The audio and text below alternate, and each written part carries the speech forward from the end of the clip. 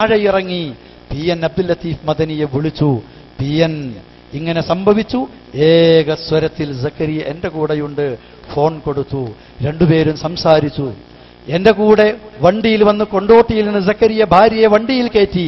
മായിൻകുട്ടി സുല്ലമിയും കൂടെ ഉണ്ടായിരുന്നു. മഞ്ചേരിയിൽ കൊണ്ടുവന്ന് ഞാൻ ഇറക്കി.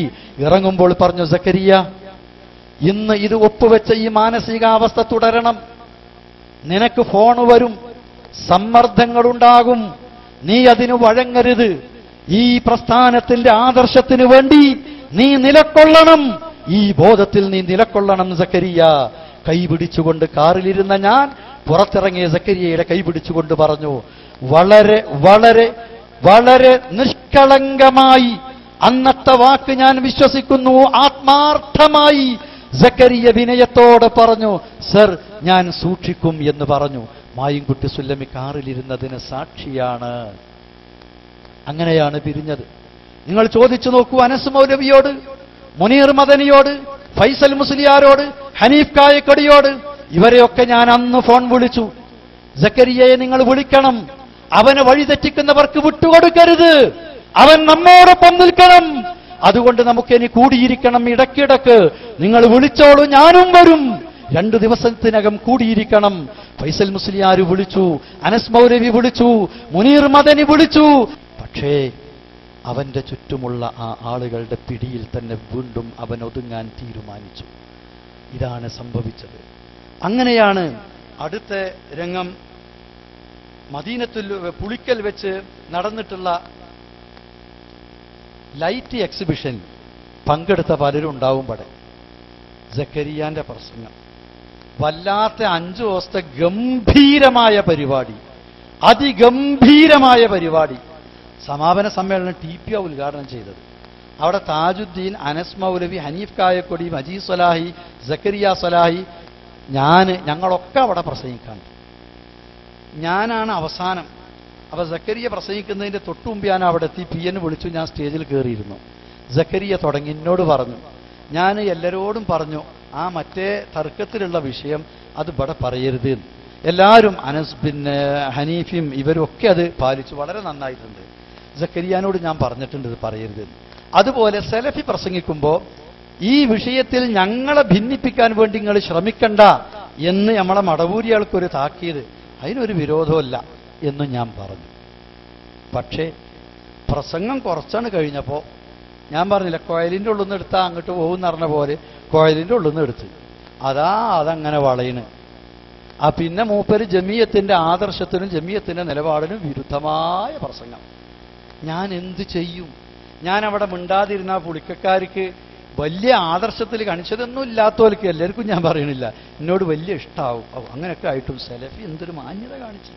പക്ഷെ എനിക്കെന്റെ റബ്ബിനോടാണ് ഏറ്റവും വലിയ കടപ്പാട്, എന്റെ ആദർശത്തിനോടാണ് കടപ്പാട്, എന്റെ പ്രസ്ഥാനത്തിനോടാണ് കടപ്പാട്, വേറെ ആരോടുമല്ല എനിക്ക് കടപ്പാട്. ഞാൻ അത് കേട്ടിട്ട് മിണ്ടാതിരുന്നാൽ ഓൻ പറഞ്ഞത് ശരിയാന്ന് ഞാൻ അംഗീകരിച്ചു എന്ന് വരും. ഞാൻ എൻ്റെ ആദർശത്തിന്, എൻ്റെ പ്രസ്ഥാനത്തെ ഞാൻ അവിടെ യഥാർത്ഥത്തിൽ കരിവാരിത്തേക്കാൻ കൂട്ടുനിൽക്കുകയാണ്. ഞാൻ PN തോണ്ടി, PN എന്താണ് ഈ പറയുന്നത്? നിങ്ങൾ അധ്യക്ഷൻ, ഞാനിവിടെ ഇരിക്കുന്നു, ഇത് നമ്മൾ കേൾക്കുന്നു, ഇത് മിണ്ടാതിരുന്നാൽ ഓൻ പറഞ്ഞതാണ് ശരിയെന്ന് മനുഷ്യൻ വിശ്വസിച്ചാൽ ഞാൻ നിങ്ങൾ കുറ്റക്കാരാവൂലേ? അവിടെ എനിക്കിത് പറയാതെക്കാൻ പറ്റൂലട്ടോ എന്ന് പറഞ്ഞു. PN എന്നോടൊന്നും പറയണ്ട എന്ന് പറഞ്ഞില്ല. അത് കഴിഞ്ഞ് എന്നെ വിളിച്ചു, ഞാൻ സംസാരിച്ചു. ഞാനൊരു മറുപടി പ്രസംഗം നടത്തിയിട്ടില്ല. ഞാൻ ഈ വിഷയത്തിന്റെ വസ്തുത ഇന്നതാണെന്ന് സംക്ഷിപ്തമായി എൻ്റെ അനുവാചകരെ ബോധ്യപ്പെടുത്തേണ്ട കടമ ഞാൻ നിർവഹിച്ചു. അതിൻ്റെ ശേഷം ഇത്രയായിട്ട് നിങ്ങൾ പറയും, ഇത്രയും ക്ഷമിക്കാൻ ആർക്കാ കഴിയുക? ഈ സംഘടനക്കല്ലാതെ ഏത് സംഘടനക്കാ കഴിയുക? നിങ്ങൾ പറയും. ഇങ്ങനെ വന്നപ്പോൾ KNM സെക്രട്ടേറിയറ്റ് 1-2 യോഗം ചേർന്നു. ഒരു യോഗത്തിൽ PN പങ്കെടുത്തു. എന്നിട്ട് പറഞ്ഞു, നമുക്ക് ഒന്നും കൂടി ഓനോട് സംസാരിക്കുക. അപ്പം ഞങ്ങളൊക്കെ പറഞ്ഞ് ഞങ്ങൾക്കൊന്നും ആ സംസാരിക്കുന്ന കാര്യമില്ലാന്നറിയാം. ഞാൻ പിന്നെ PN ഞങ്ങളിൽ വളരെ അടുത്ത സുഹൃത്തുക്കൾ നൽകി ഞാൻ ചോദിച്ചു, PN അധ്യക്ഷനായി ഇരുന്നിടത്തുനിന്ന് അതിൻ്റെ മുമ്പ് അത് ഇവിടെ പറയരുത് എന്നിട്ട് പറഞ്ഞ ആളെ ഉപദേശിച്ച് നന്നാക്കാൻ കഴിയുമെന്ന് തോന്നുന്നുണ്ടോ എന്ന് ചോദിച്ചു. അതിന് PN എന്നോട് പറഞ്ഞ മറുപടി, മൂപ്പർക്ക് ഇഷ്ടമുണ്ടോ അല്ലേന്ന് എനിക്ക് അറിയാത്തതുകൊണ്ട് ഞാൻ പറയണില്ല. എന്തായിരിക്കും നിങ്ങൾക്ക് എന്നെ ഊഹിച്ചാൽ അറിയാം, എന്നാലും ഒന്ന് പറഞ്ഞു നോക്കണ്ടേ എന്നുള്ള നിലക്കാണ് PN പറഞ്ഞത്. ശരി, പക്ഷെ നീ പറഞ്ഞാൽ പോരാ, ഒന്ന് എഴുതിച്ചു വാങ്ങണം, നീ മേലുണ്ടാവൂല എന്ന് എഴുതിച്ചു വാങ്ങണം. DN സംസാരിച്ച വിവരം പറഞ്ഞിട്ടുണ്ട്. പക്ഷെ സക്കരിയാന്റെ അടുത്ത് ഒന്നും രേഖാമൂലം എഴുതിച്ചു വാങ്ങിയിട്ടില്ല. പിന്നെ ഇവിടുന്നാണ് പോയിട്ട് പിന്നെ മൂപ്പര സംസാരത്തിൽ അങ്ങനെ തന്നെ വരുന്നത്. സെക്രട്ടേറിയറ്റ് യോഗം ചേർന്നു. സക്കരിയ സ്വലാഹിയോട് വിശദീകരണം ചോദിക്കാൻ തീരുമാനിച്ചു. അതുവരെ പരിപാടികളിൽ നിന്ന് വിട്ടുനിൽക്കണം എന്ന് ആവശ്യപ്പെട്ടു.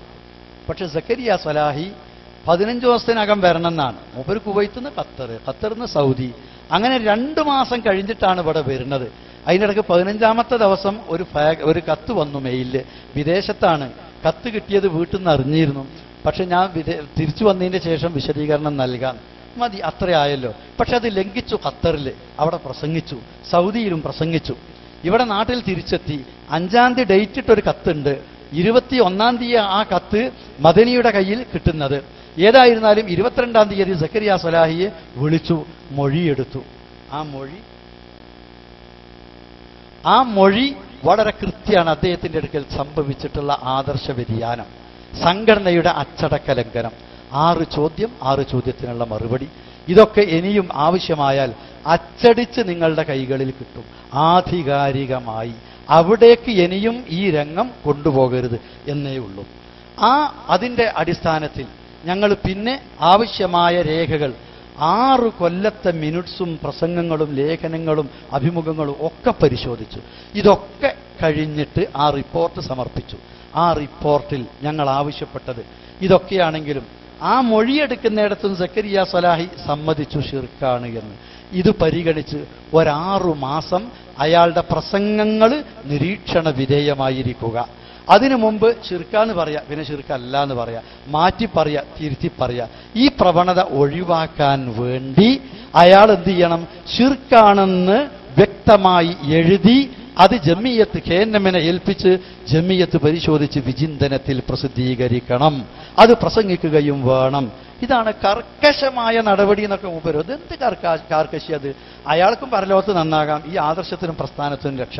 ഇത് മാത്രമാണ് യഥാർത്ഥത്തിൽ അതിലുള്ളത്. പിന്നെ ഇതുപോലെ അദ്ദേഹത്തിൻ്റെ ഇങ്ങനത്തെ 4 കാര്യങ്ങളാണ് ഈ വിഷയത്തിലുള്ളത്. രേഖാമൂലം എഴുതി തരണം. അപ്പോൾ ഈ കാര്യം തീരുമാനിച്ചു.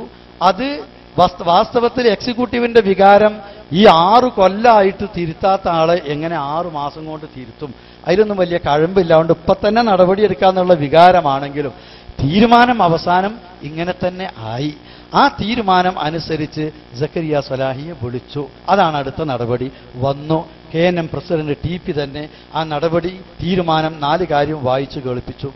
അവസാനം പറഞ്ഞു, എനിക്ക് ആലോചിക്കണം, ഒപ്പിട്ട് തരാൻ കഴിയൂല, പഠിക്കാൻ സമയം വേണം. ശരിക്കൊന്ന് വായിച്ചു, എൻ്റെ ഇഷ്ടം പോലെ അതൊന്നും പറ്റൂല. അപ്പം അമാലിമതി ചോദിച്ചു, 2-3 ദിവസം മതിയോ? അതൊന്നും പറയാൻ പറ്റൂല. അവ ചോദിച്ചു, 1 മാസം മതിയോ? അതൊന്നും പറയാൻ പറ്റൂല, എപ്പോൾ ഒന്നും ഒപ്പിടാൻ മതി. ഞാനിത് പിന്നെ കിട്ടിയെന്നുള്ളതിന് ഞാൻ ഒപ്പിട്ട് തരാം, അതിൻ്റെ ഫോട്ടോ കോപ്പി വേണം.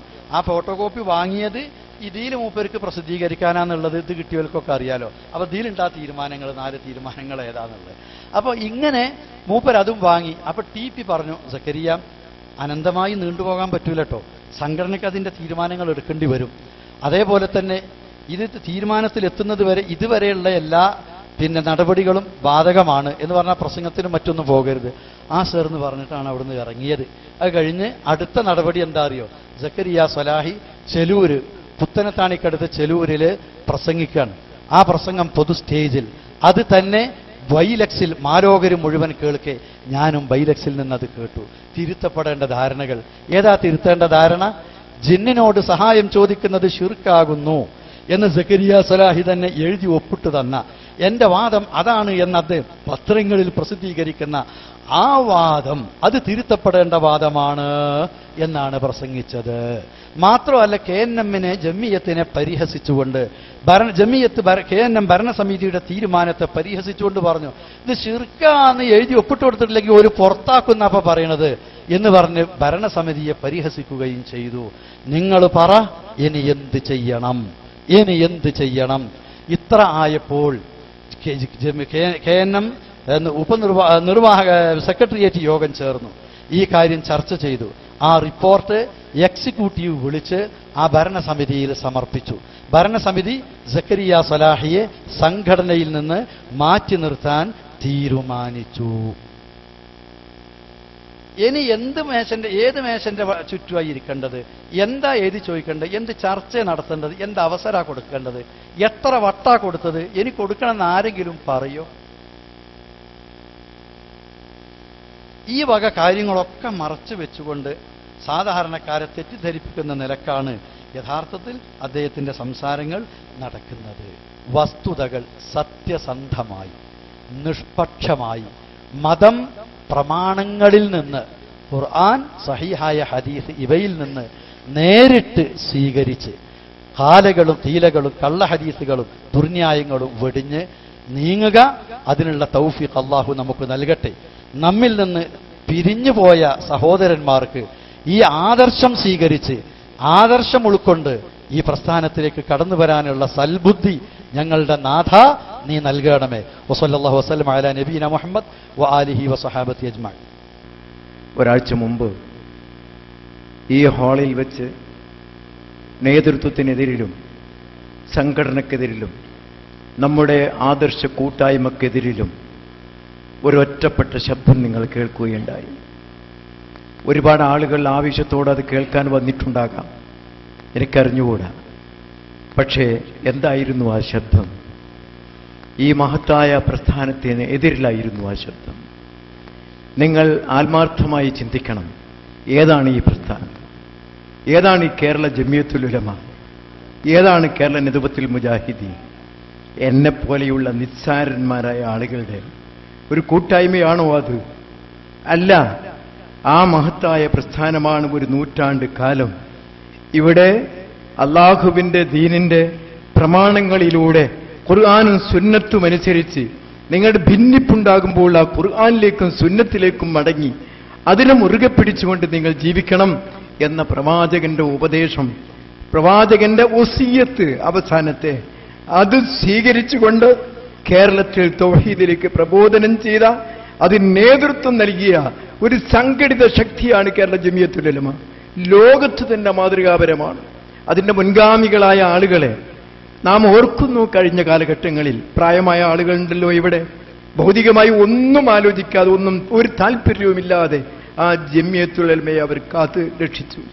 ഇവിടെ വ്യത്യസ്ത മദ്ഹബുകൾ സ്വീകരിച്ച മനുഷ്യർ, ആ മദ്ഹബുകളിൽ തന്നെ ഉൾമദ്ഹബുകൾ, വ്യത്യസ്തമായ ചിന്താധാരകളിലൂടെ പോയിരുന്ന ആളുകൾ മതത്തിൽ എന്തിനേയും ഹറാമാക്കാനും ആ ഹറാമുകളെ ഹലാലാക്കാനും അതിന് ഫത്വ കൊടുക്കാൻ തയ്യാറുള്ള പുരോഹിതന്മാർ, ഇവരെല്ലാം അടക്കി വാണിരുന്ന ഒരു കാലഘട്ടം.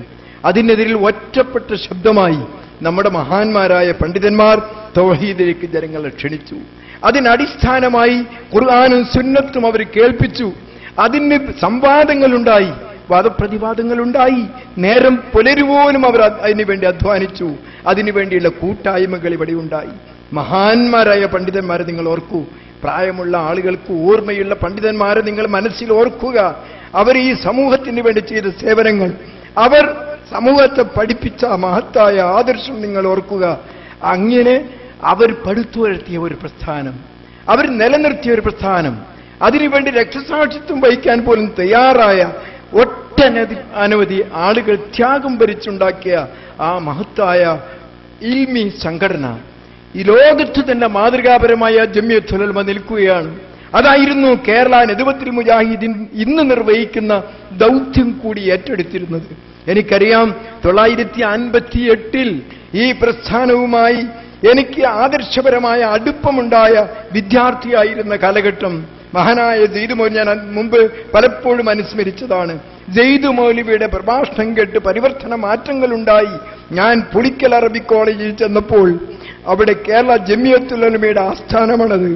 അതിനെ നയിച്ചിരുന്ന ആളുകൾ മഹാനായ MCC അബ്ദുറഹ്മാൻ മൗലവി, അതുപോലെ PP ഉണ്ണിമേരിയൻകുട്ടി മൗലവി, മഹാനായ ഒരുപാട് പണ്ഡിതന്മാർ, ഞാൻ എണ്ണി പറയുന്നില്ല.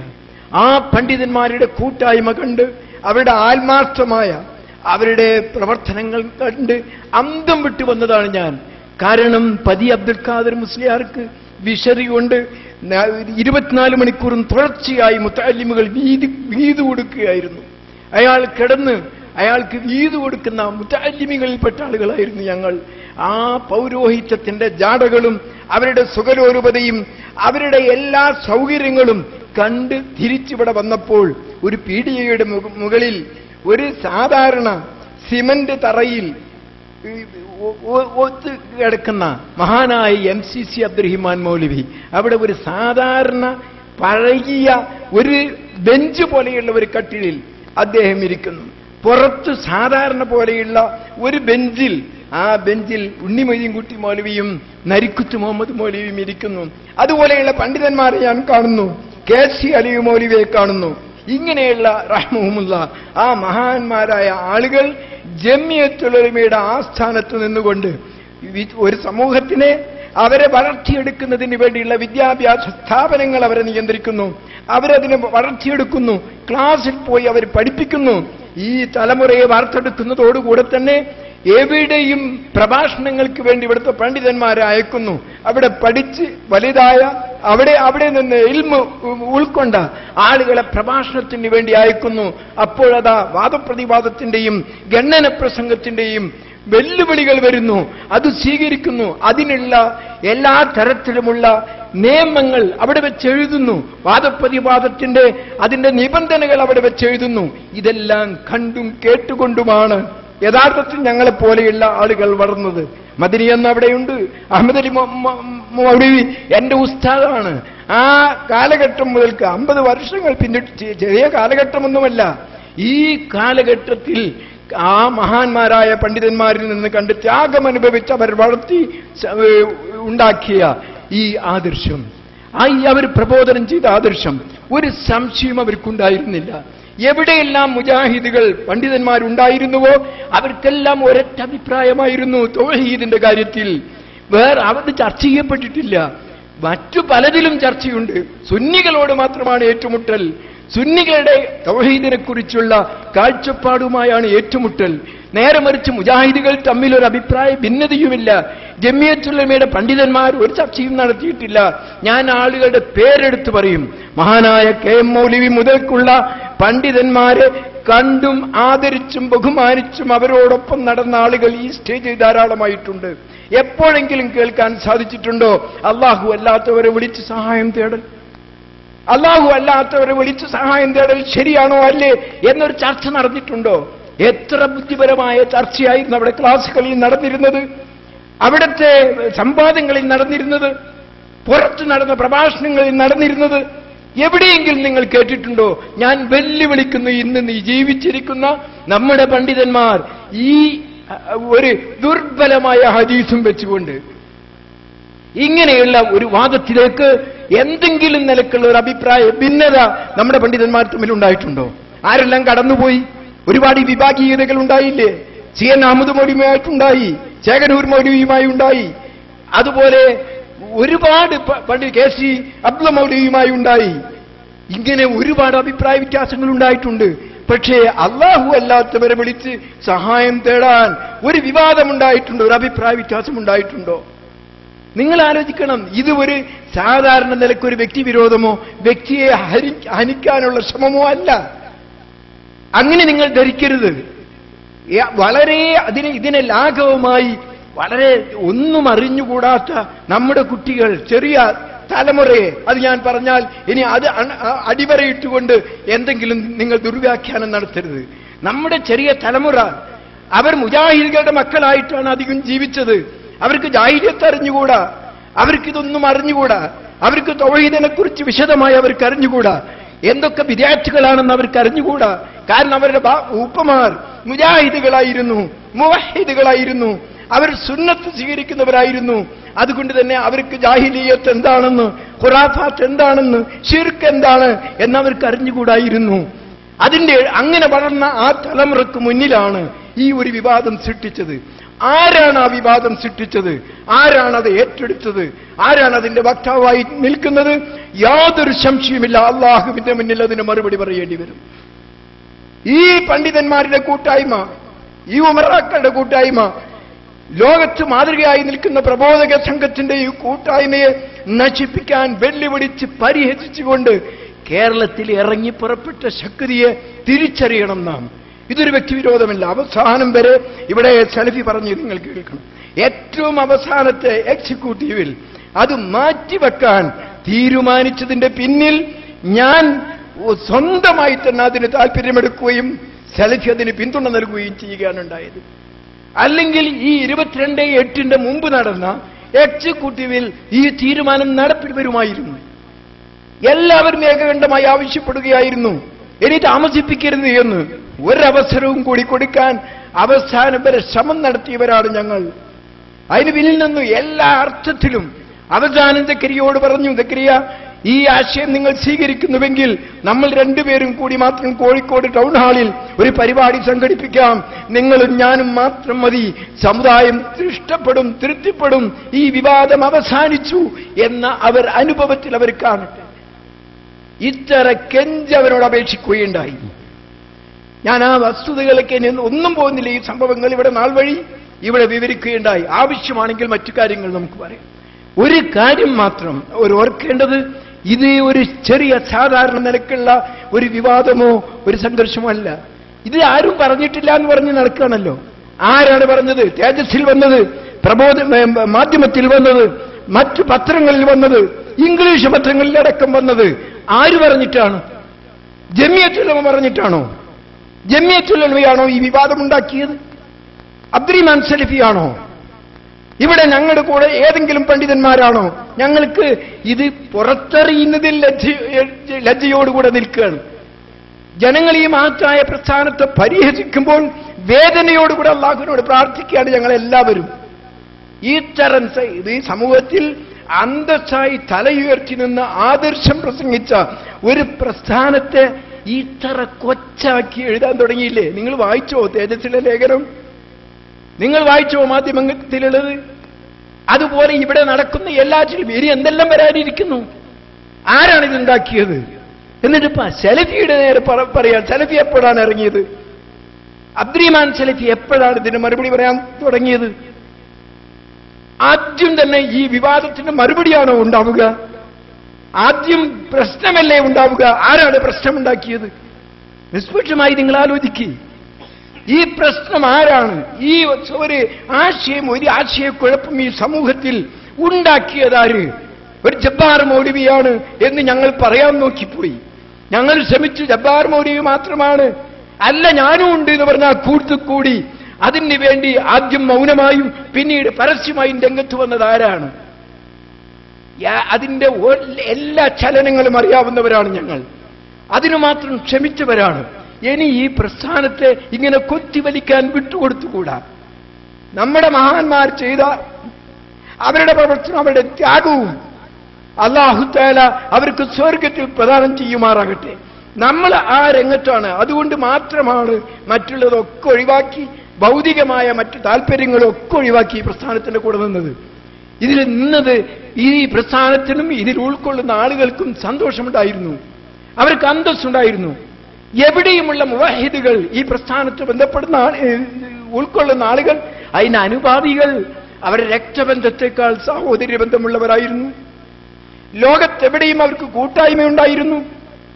വിദേശത്തൊരു രാജ്യത്ത് ചെന്നുപെട്ടാൽ ആരാണ് ഈ ആദർശത്തിന്റെ ഒരു അനുഭാവിയായിട്ടുള്ളത് എന്ന അന്വേഷണമാണ് നമ്മുടെ മനസ്സിലുണ്ടാവുക. ആരാണ് വിദ്യാർത്ഥികളില്ലാത്ത പള്ളികൾ എവിടെയാണ് എന്ന് അന്വേഷിച്ച് കണ്ടെത്താൻ ശ്രമിക്കലായിരുന്നു ഉണ്ടാവുക. ഇങ്ങനെ അഭിമാനത്തോടെ അന്തസ്സോടെ ഈ കൊണ്ടു നടന്നിരുന്ന ഈ പ്രസ്ഥാനത്തിൽ ഇത്ര വളരെ മോശമായ സമൂഹത്തിന് മുന്നിൽ പറയാൻ പാടില്ലാത്തെന്ന് പറഞ്ഞ് ഞങ്ങൾ പറയാൻ തുടങ്ങിയപ്പോൾ അതിന് തുടക്കമാണ് ഇവിടെ പറയാൻ തുടങ്ങും. പറയാതെ നിവൃത്തിയില്ല. കാരണം ഇത് സംഘടനയുടെ അഭിപ്രായമല്ല, ഈ പ്രസ്ഥാനത്തിന്റെ അഭിപ്രായമല്ല, ഏതാനും വ്യക്തികളുടെ അഭിപ്രായമാണ്. അത് നേതൃത്വം വഹിക്കുന്ന ആളെ ഞങ്ങൾ അത് അച്ചടക്ക നടപടിയെടുത്തുകൊണ്ട് സംഘടനയിൽ നിന്ന് പുറത്താക്കിയിരിക്കുന്നു. തുറന്നു പറയാണ്, ഇതൊരു സ്വകാര്യമായി നിൽക്കേണ്ട കാര്യമല്ല. ഇതുവരെ അത് കൊണ്ടു നടന്നു. ഇനി യാതൊരു നിവൃത്തിയുമില്ല. അതിനോടൊപ്പം ചേരാൻ ആരൊക്കെ ധൈര്യം കാണിക്കുന്നുവോ അവർ ഈ മഹത്തായ ആദർശത്തോടും ഈ പ്രസ്ഥാനത്തോടും അവർ വമ്പിച്ച പാതകമാണ് അവർ ചെയ്യുന്നത് എന്ന് അവരുടെ മനസ്സിലുണ്ടാകും. അവർ അല്ലാഹുവിനെ ഭയപ്പെടണം. എന്തിന്റെ കൂടെയാണ് നിൽക്കേണ്ടത്? ആവേശത്തോടുകൂടെ മെസ്സേജ് അയക്കുന്നത് പോലെയല്ല. അല്ലാഹു എല്ലാം കാണുന്നവനാണ്. ഇവിടെ നേരത്തെ സലഫി പറഞ്ഞതുപോലെ ഈ കൊച്ചുകുട്ടികൾ, അവർക്ക് ജാഹിലിയത്ത് അറിഞ്ഞുകൂടാ, അവർക്ക് ഇസ്ലാം അറിഞ്ഞുകൂടാ. ഇപ്പോൾ ഈ നെറ്റിൽ വരുന്ന ഓരോരോ വാർത്തകൾ അത് വലിയ സംഭവമാക്കി അവരതിനെ ഉൾക്കൊണ്ട് വളരെ തെറ്റിദ്ധരിക്കപ്പെട്ട ഒരു വിഭാഗമായി അവർ വരുന്നു. അവരെ തിരുത്തണം. നമുക്ക് രക്ഷിതാക്കൾ അത് കരുതലോടുകൂടെ നിൽക്കണം. അതുപോലെ നമ്മുടെ ഇടയിലുള്ള ശുദ്ധഗതിക്കാരായ ആളുകളെ സ്വന്തം ഗീബത്ത് പറഞ്ഞ് ഗൂഢാലോചനകൾ നടത്തി എന്തെങ്കിലും നിലയ്ക്ക് തെറ്റിദ്ധരിപ്പിച്ചിട്ടുണ്ടെങ്കിൽ അവർക്ക് സത്യം എന്താണ് എന്നവർക്ക് മനസ്സിലാക്കി കൊടുക്കണം. നിങ്ങൾക്കറിയോ തൗഹീദിന്റെ ചരിത്രം? മഹാനായ ഉസ്മാൻ ബിൻ അഫ്ഫാൻ ഒരു ഗൂഢാലോചനയുടെ ഫലമായി ദീർഘമായ ദിനരാത്രങ്ങൾ പള്ളിയിൽ ബന്ധിതമായി നിൽക്കപ്പെടുകയും അദ്ദേഹം അവിടെ വെച്ച് വധിക്കപ്പെടുകയും രക്തസാക്ഷിയാവുകയും ചെയ്ത സംഭവം നിങ്ങൾക്കറിയാം. നബി വഫാത്തായി അധിക കാലഘട്ടമായിട്ടില്ല. ഈ സ്വകാര്യം പറയലുകളും ഗൂഢാലോചനയും അതിന്റെ തിക്തമായ ഫലങ്ങൾ എന്താണ് എന്ന ചരിത്രം നാം മനസ്സിലാക്കണം. ഇപ്പോൾ ഇവിടെ നടക്കുന്ന അതാണ്. കഴിഞ്ഞ ഈ സംഘടനാ പ്രവർത്തനത്തിൽ ഇന്ന് വരെ കേൾക്കാത്ത പുതിയ ആരോപണങ്ങൾ ഞങ്ങളിൽ ഓരോരുത്തരും കേട്ടുകൊണ്ടിരിക്കുകയാണ്. എവിടെയായിരുന്നു ഈ ആരോപണം ഇതുവരെ? ഇവിടെ ഈ സംഘടനയുടെ ഇതിന്റെ വളർച്ചയിൽ, അതിന്റെ ഉയർച്ചയിൽ, അതിൽ കൂട്ടായ്മയിൽ നാം ഒന്നിച്ച് പ്രവർത്തിച്ചവരല്ലേ? അന്നൊന്നും കേൾക്കാത്ത, അന്നൊന്നും കാണാത്ത ദോഷങ്ങൾ എവിടെ നിന്നാണ് ഇപ്പം കിട്ടിയത്? ഇപ്പം എവിടെ നിന്നാണ് കിട്ടിയത്? എത്ര വൃത്തികെട്ട നിലക്കാണ് പ്രചരിപ്പിക്കപ്പെടുന്നത്. അതിനൊന്നും ഇതുവരെ ഒരു തരത്തിലുള്ള അഭിപ്രായം പറഞ്ഞിട്ടില്ല. നിങ്ങൾ നോക്കൂ, സക്കരിയ സലാഹി ഇങ്ങനെയെല്ലാം ചെയ്തിട്ട് സക്കരിയ സലാഹി എന്ന ഒരു വ്യക്തിയെ ബാധിക്കുന്ന പ്രശ്നങ്ങളുമായി അയാളെ സ്വഭാവഹത്യയും വ്യക്തിഹത്യയും നടത്തുന്ന എന്തെങ്കിലും കാര്യവുമായി ഈ സ്റ്റേജിലുള്ള ആരെങ്കിലും ഒരുങ്ങി പുറപ്പെട്ടിട്ടുണ്ടോ? നിങ്ങൾക്ക് തെളിയിക്കാൻ കഴിയും. ഇവിടെ എല്ലാവരും ക്രൂശിക്കുകയും കല്ലെടുത്തെറിയുകയും ചെയ്യണം എന്ന് പറയുന്ന അബ്ദുറഹിമാൻ സലഫി വ്യക്തിപരമായി സക്കരിയ സലാഹിയെ അദ്ദേഹത്തിന്റെ വ്യക്തിഹത്യയെ സ്വഭാവഹത്യ ചെയ്യുന്ന എന്ത് പ്രസംഗം എവിടെ വെച്ച് ചെയ്തു ഞാൻ വെല്ലുവിളിക്കുന്നു അത് തെളിയിക്കാൻ. നേരെ മറിച്ച് ഏത് രംഗത്തും ഖുത്ബയിൽ പോലും മെമ്പറിൽ പോലും ഒരു വ്യക്തിയെ അല്ലാഹു തആല നിരോധിച്ച മാർഗത്തിലൂടെ വ്യക്തിഹത്യയും സ്വഭാവഹത്യയും ഈബത്തും നമീമത്തും പറഞ്ഞ് എന്തൊരു ഗൂഢാലോചനയാണ് ഇതിന്റെ പിന്നിൽ നടത്തുന്നത്? അള്ളാഹു ഇഷ്ടപ്പെടുമോ ഇത്? അള്ളാഹു വെറുക്കുമോ? ഒരു തൗഹീദിന്റെ കക്ഷിയല്ലേ ഇത്? സുന്നത്തിലേക്ക് ജനങ്ങളെ ക്ഷണിക്കുന്ന ഒരു പ്രബോധക സംഘമല്ലേ ഇത്? അതിന്റെ സംസ്കാരമാണോ ഇത്? ഇത് പുറത്ത് ആളുകൾ കേൾക്കുന്നു എന്ന് അറിഞ്ഞുകൊണ്ട് തന്നെയാണ് ഞാൻ പറയുന്നത്, ഇത് അവസാനിപ്പിക്കണം. ആദർശരംഗത്തുള്ള അഭിപ്രായ ഭിന്നതകൾ ആർക്കും പറയാം, അത് ആരോഗ്യകരമായി നിലനിൽക്കട്ടെ. ജമിയത്തുള്ളവരുടെ അഭിപ്രായം എന്നതാണ് എന്നേ പറഞ്ഞിട്ടുള്ളൂ. എല്ലാവരും ഈ അഭിപ്രായം അന്ധമായി സമീപന എന്ന് പറഞ്ഞുകൊണ്ട് സംഘടനയ്ക്ക് പുറത്തുള്ള മുഴുവൻ ആളുകൾ നിൽക്കണം എന്ന് ആർക്കും അഭിപ്രായമില്ല. ഈ അഭിപ്രായം സംഘടനയുടെ ഉള്ളിൽ നിന്ന് പ്രവർത്തിക്കുകയാണെങ്കിൽ സംഘടനയുടെ ഈ നിലപാടുകൾ സ്വീകരിക്കണം. അതിനപ്പുറം ഒരു കാര്യവും ഇവിടെ നിഷ്കർഷിച്ചിട്ടില്ല. എത്ര ആളുകൾ ഇവിടെ ജീവിക്കുന്നുണ്ട്? എത്ര ആളുകൾ നേരെ മറിച്ച് ഒരുങ്ങി പുറപ്പെട്ടിരിക്കുകയാണ്. 10-25 ദിവസം എനിക്ക് സമയം വേണമെന്ന് പറഞ്ഞതിന് ശേഷം ഒരക്ഷരം പോലും ഫോണിലൂടെയെങ്കിലും ആ കാര്യത്തിൽ എനിക്കില്ലാത്ത ഇപ്പം പറഞ്ഞു നടക്കുന്ന വാദം ഇതുണ്ടല്ലോ, എന്തേ ഒന്ന് നേരിട്ട് പറഞ്ഞുകൂടെ? എനിക്കില്ലാത്ത വാദം ഞാൻ എഴുതിത്തരണമെന്ന് ആവശ്യപ്പെട്ടുകൊണ്ട് നിങ്ങളെ എന്ന് എന്തേ എന്നോട് പറയാതിരുന്നത്, ഞങ്ങളോട് പറയാതിരുന്നത്? ഈ അന്ത്യ നിമിഷം വരെ, അതായത് 22/8/2012 സംസ്ഥാന എക്സിക്യൂട്ടീവ് ചേരുന്ന രാവിലെ 9 മണി വരെ എവിടെയായിരുന്നു? ഞങ്ങൾ എല്ലാ സ്ഥലത്തും ഇവിടെ പരിപാടിയും മറ്റു കാര്യങ്ങളുമായിട്ട് നടക്കുന്നുണ്ടല്ലോ എല്ലാവരും. അന്നത്തെ ആ കാര്യത്തിൽ എനിക്ക് ഇന്ന കാര്യം കൊണ്ടാണ് ഒപ്പിടാൻ കഴിയാത്തത് എന്ന് വിളിച്ചു പറഞ്ഞുകൂടെ? അല്ലെങ്കിൽ ഒന്നുകൂടി നമുക്ക് ഇരിക്കണം അതിനെ സംബന്ധിച്ച് ചർച്ച ചെയ്യാൻ എന്ന് പറഞ്ഞുകൂടെ? ഈ 9 മണിക്ക് മുമ്പുള്ള ഇത്രയും ദിവസങ്ങൾ മിണ്ടാതിരിക്കുകയും എല്ലാ സ്ഥലങ്ങളിലും സംഘടനാ വിരുദ്ധ പ്രഭാഷണങ്ങളും ആ നിലക്കുള്ള പ്രവർത്തനങ്ങളും നടത്തുകയും പാവപ്പെട്ട നമ്മുടെ അനുഭാവികളായ ആളുകളെ തെറ്റിദ്ധരിപ്പിച്ചുകൊണ്ട് നടക്കുകയും ചെയ്തിട്ടും ഈ സംഘടന എത്ര ദിവസങ്ങളോളം കാത്തുനിന്നു എന്ന് നിങ്ങൾ ഓർക്കണം. എന്നിട്ട് നിർബന്ധിതമായ ഒരവസ്ഥയിലാണ്. നിങ്ങൾക്കറിയാലോ എത്ര കഴിഞ്ഞ നമ്മെ സംബന്ധിച്ചിടത്തോളം സംഘടനയിലുണ്ടായ കഴിഞ്ഞ ഭിന്നിപ്പ്, ആ ഭിന്നിപ്പിൽ ശേഷം ഇങ്ങനെ എന്തെങ്കിലും ഒരു നടപടികൾ ആ നിലക്കുള്ള പ്രവർത്തനങ്ങളുമായി ഈ നേതൃത്വം പോയിട്ടുണ്ടോ? എത്ര മൂന്നോ നാലോ ഊഴങ്ങളായി ഈ ആളുകൾ തന്നെയാണ് ഇതിൽ നയിക്കുന്നത്. ചില്ലറ മാറ്റങ്ങൾ മാത്രമേ ഉണ്ടായിട്ടുള്ളൂ. എല്ലാവരും എന്തെല്ലാം ഇവിടെ നടന്നു? അങ്ങനെ നടപടി ഉണ്ടായിട്ടുണ്ടോ?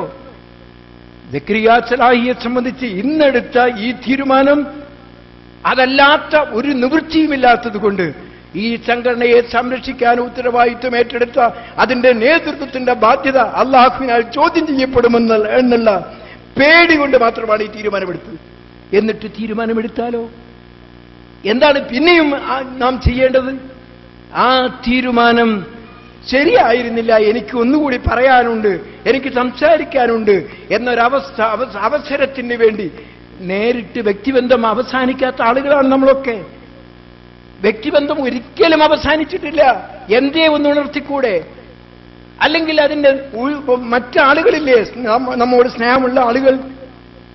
അതൊന്നും പറയാതെ പരസ്യമായി സ്റ്റേജ് വെച്ച് കെട്ടി ഉറഞ്ഞു തുള്ളാൻ കേരളം മുഴുവൻ ജമിയത്തിനെതിരിൽ, നെതുവത്തിനെതിരിൽ, അതിന്റെ തീരുമാനങ്ങൾക്കെതിരിൽ, അതിന്റെ നേതൃത്വത്തിനെതിരിൽ വളരെ വളരെ തരം താഴ്ന്ന വിമർശനങ്ങളുമായി ഇറങ്ങി പുറപ്പെട്ടിരിക്കുക. ഞാൻ കേട്ടു ഈ VP ഹാളിൽ അദ്ദേഹത്തിന്റെ പ്രസംഗം. മാന്യമായി പറയട്ടെ, അള്ളാഹു അല്ലാത്തവരെ സഹായം തേടുന്നത് എന്നോട് പറഞ്ഞിരുന്നു. എന്നോട് 2 വാദങ്ങളും പറഞ്ഞിട്ടുണ്ട്. അത് വസീലയിലെ ശിർക്കാണ്, ഹറാമുമാണ്. ശിർക്കാണ്. 2 അയാൾ മാറ്റി മാറ്റി പറഞ്ഞിട്ടുണ്ട്, എഴുതി തന്നിട്ടുണ്ട്. അതിൽ ഒന്നിൽ നിൽക്കണം. ഇവിടെ ശിർക്കാണ് പറയുന്നത്. ഇപ്പൊ പലരും പറയുന്നത് എന്താണ് ഈ ശിർക്കൊണ്ടുള്ള കളി? അത് തന്നെയാണ് ഇതിന്റെ ഗൗരവമായ വശം.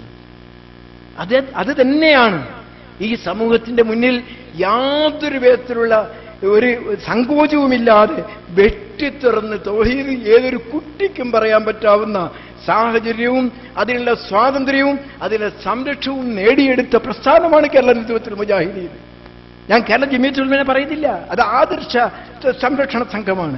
കേരള നേതൃത്വത്തിൽ മുജാഹിദീനും അതിന്റെ ഉപഘടകങ്ങളായ ISM, MSM, MGM എല്ലാം സംരക്ഷണം കൊടുത്തിട്ടാണ് ഇവിടെ സംവാദങ്ങൾ നടത്തിയത്, ഇവിടെ പ്രസംഗങ്ങൾ നടത്തിയത്, ഇവിടെ പ്രഭാഷണങ്ങൾ നടത്തിയത്, ഇവിടെ ഓരോരുത്തരും വലുതാവുകയും ചെറുതാവുകയും ചെയ്തത്. അള്ളാനെ മറക്കരുത്. എന്നിട്ട് അതിന് മുഴുവൻ വെല്ലുവിളിച്ചുകൊണ്ട് ഒരു ഒരുങ്ങി പുറപ്പാട്. ഇന്നിവിടെ, നാളെ വേറെ സ്ഥലത്ത്, മറ്റന്നാൾ വേറെ, അന്ന് തന്നെ കഴിയുമെങ്കിൽ വേറെ സ്ഥലത്ത്. എന്തായി ഈ ഒരുങ്ങി പുറപ്പെടെ ഏകപക്ഷീയമായി സമൂഹത്തിലേക്ക് വിട്ടുകൊടുക്കണമോ? പണ്ഡിതന്മാരുടെ ഇടയിൽ ചർച്ച ചെയ്യപ്പെട്ട് എത്ര കാലം കഴിഞ്ഞു? സംഘടനയിൽ മാത്രം ഇത് ചർച്ച ചെയ്ത് എത്ര കാലം കഴിഞ്ഞു? എത്ര ക്ഷമയോടുകൂടിയാണ് ഇതിനെ സമീപിച്ചത്? ഇപ്പം നടു റോട്ടിലിറങ്ങി പ്രസംഗിക്കാൻ തുടങ്ങിയിരിക്കുന്നു. എല്ലാ സ്ഥലത്തും അതിന് അനുയായികളെ സൃഷ്ടിക്കുന്നു. നമ്മുടെ കൊച്ചു കുട്ടികളെപ്പോലും ധിക്കാരികളായി വളർത്താൻ ശ്രമിക്കുന്നു.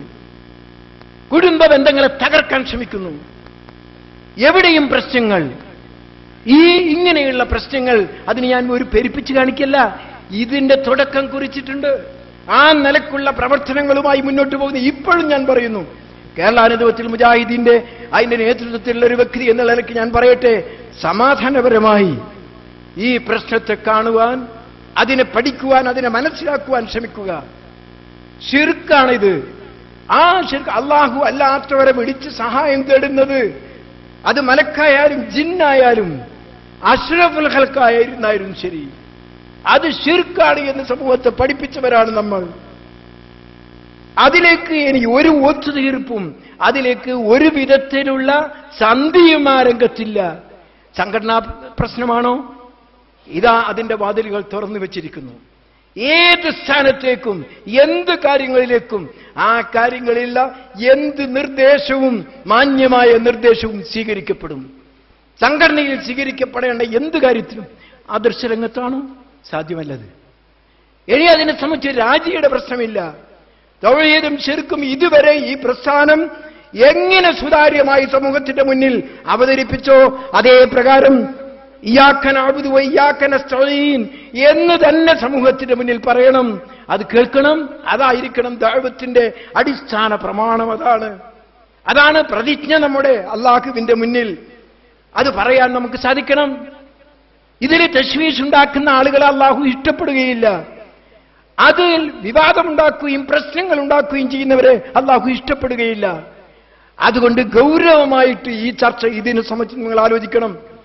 കേരളത്തിലെ കേരള നദുവത്തുൽ മുജാഹിദീൻ ഒരു സമ്മേളനം അടുത്തെത്തി നിൽക്കുകയാണ്. അത് നിങ്ങൾ പേടിക്കേണ്ട, ഒന്നും വേണ്ട. ഈ ആദർശത്തോടൊപ്പം ജനങ്ങൾ ഉണ്ടാകും, ജനങ്ങൾ ഒത്തുചേരും.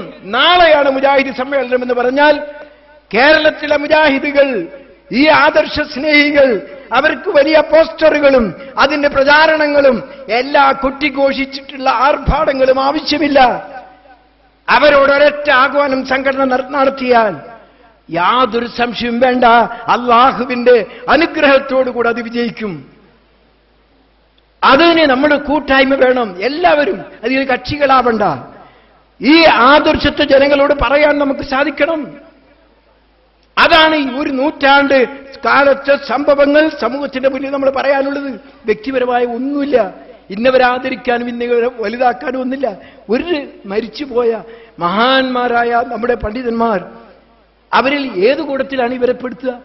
നോക്കണ്ടേ? അങ്ങനെയുള്ളൊരു വാദം നേരത്തെ നിലവിലുണ്ടായിരുന്നുവെങ്കിൽ ഇന്ന ആളുകൾ MCC അവിടെയായിരുന്നു, മകൻ അനുജൻ അസം മൗലവി ഇപ്പുറത്തായിരുന്നു, അല്ലെങ്കിൽ അഹമ്മദ് മൗലവി ഇങ്ങനെയായിരുന്നു, അല്ലെങ്കിൽ KPക്ക് ഇങ്ങനെയാണ് ആദർശം, അല്ലെങ്കിൽ KN ഇബ്രാഹിം മൗലവിക്ക് ഇങ്ങനെ ഉണ്ടായിരുന്നു, എന്തെല്ലാം പറയാമായിരുന്നു. അതൊന്നും പറയാൻ ധൈര്യമുണ്ടോ?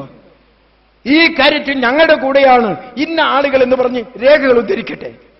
കേരള ജമിയത്തുൽ ഉലമയുടെ ചരിത്രത്തിൽ ഇതൊരു, നിങ്ങളെ ശരിക്കും ഈ കാര്യം മനസ്സിലാക്കണം. ഈ സക്കരിയ സലാഹിയുടെ ഈ വാദം അത് വെച്ചു പുലർത്തിയിരുന്ന ഏതെങ്കിലും ഒരു ജമിയത്തുൽ ഉലമ പണ്ഡിതനെ എടുത്തുദ്ധരിക്കാൻ, സംഘടനയോടൊപ്പം നിന്ന ഒരു പണ്ഡിതനെ നിങ്ങൾക്ക് എടുത്തുദ്ധരിക്കാൻ കഴിയുമോ? മരിച്ചുപോയവരിൽ മാറ്റി പറയേണ്ട പ്രശ്നമൊന്നുമില്ല. മരിച്ചുപോയവരിൽ എന്തിനെ ജീവിച്ചിരിക്കുന്നവരിൽ കക്ഷിയാക്കണം? ഈ പത്രങ്ങൾ എഴുതുമ്പോൾ വേദനയോടുകൂടി അത് വായിക്കുകയാണ്. ഇന്ന് വരെ ഒരു മറുപടി കൊടുത്തിട്ടില്ലല്ലോ. ഞങ്ങൾക്ക് എഴുതാൻ കഴിയാഞ്ഞിട്ടാണോ? ഞങ്ങളെ പത്രക്കാർ സമീപിക്കാത്തത് കൊണ്ടാണോ? മാധ്യമത്തിന്റെ ഏറ്റവും ശക്തരായ എല്ലാ മാധ്യമങ്ങളുടെയും ശക്തരായ ആളുകൾ അവർ നമ്മുടെ ഓഫീസിന്റെ താഴെ നിരന്തരമായി ബന്ധപ്പെടുകയാണ്. നിങ്ങൾക്ക് എന്തെങ്കിലും പറയാനുണ്ടോ? ഒന്നും പറയാനില്ല. ഞങ്ങൾക്ക് പറയാനുള്ളത് ഞങ്ങൾ പറയും.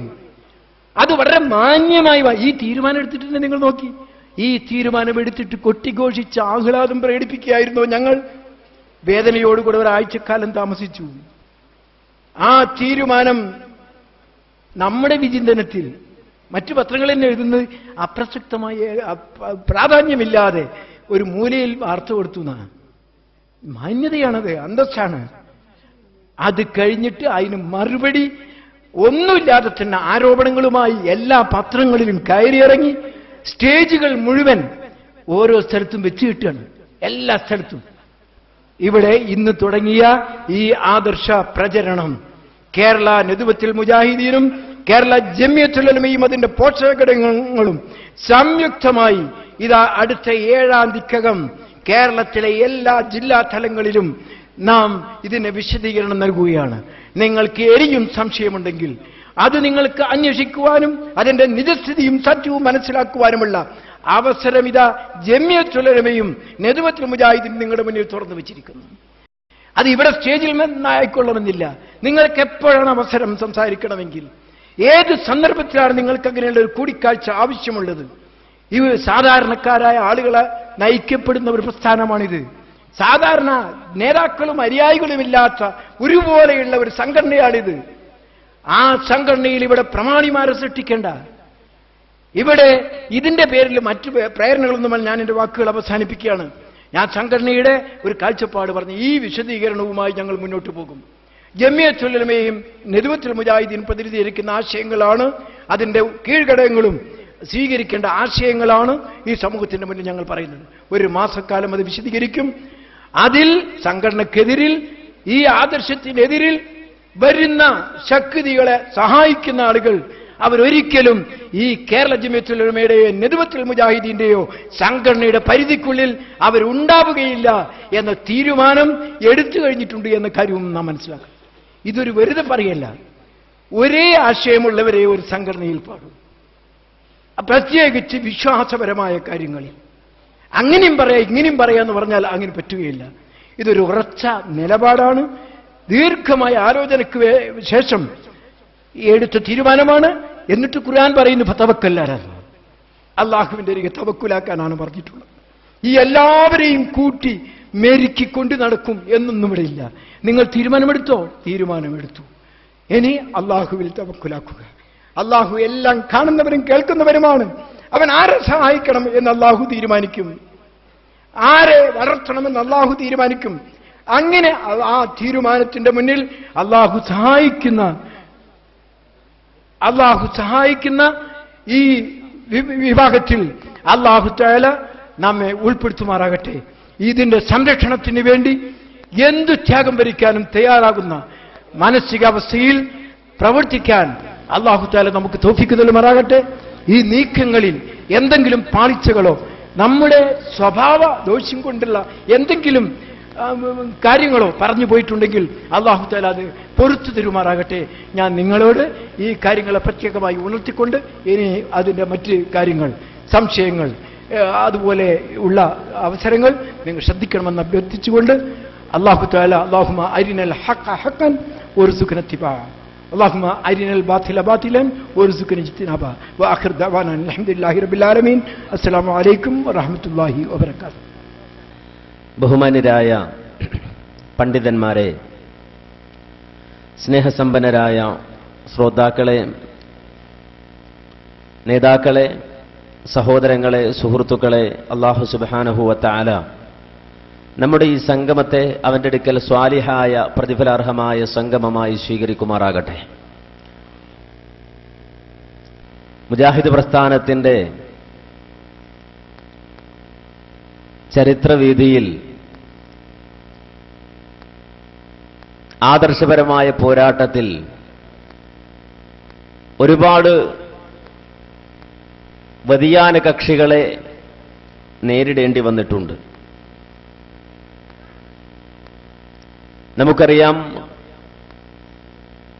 നമ്മുടെ നാട്ടിൽ സജീവമായ ഖുബൂരികളും ഖുറാഫികളും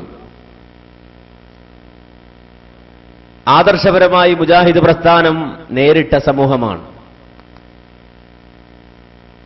അതിനുശേഷം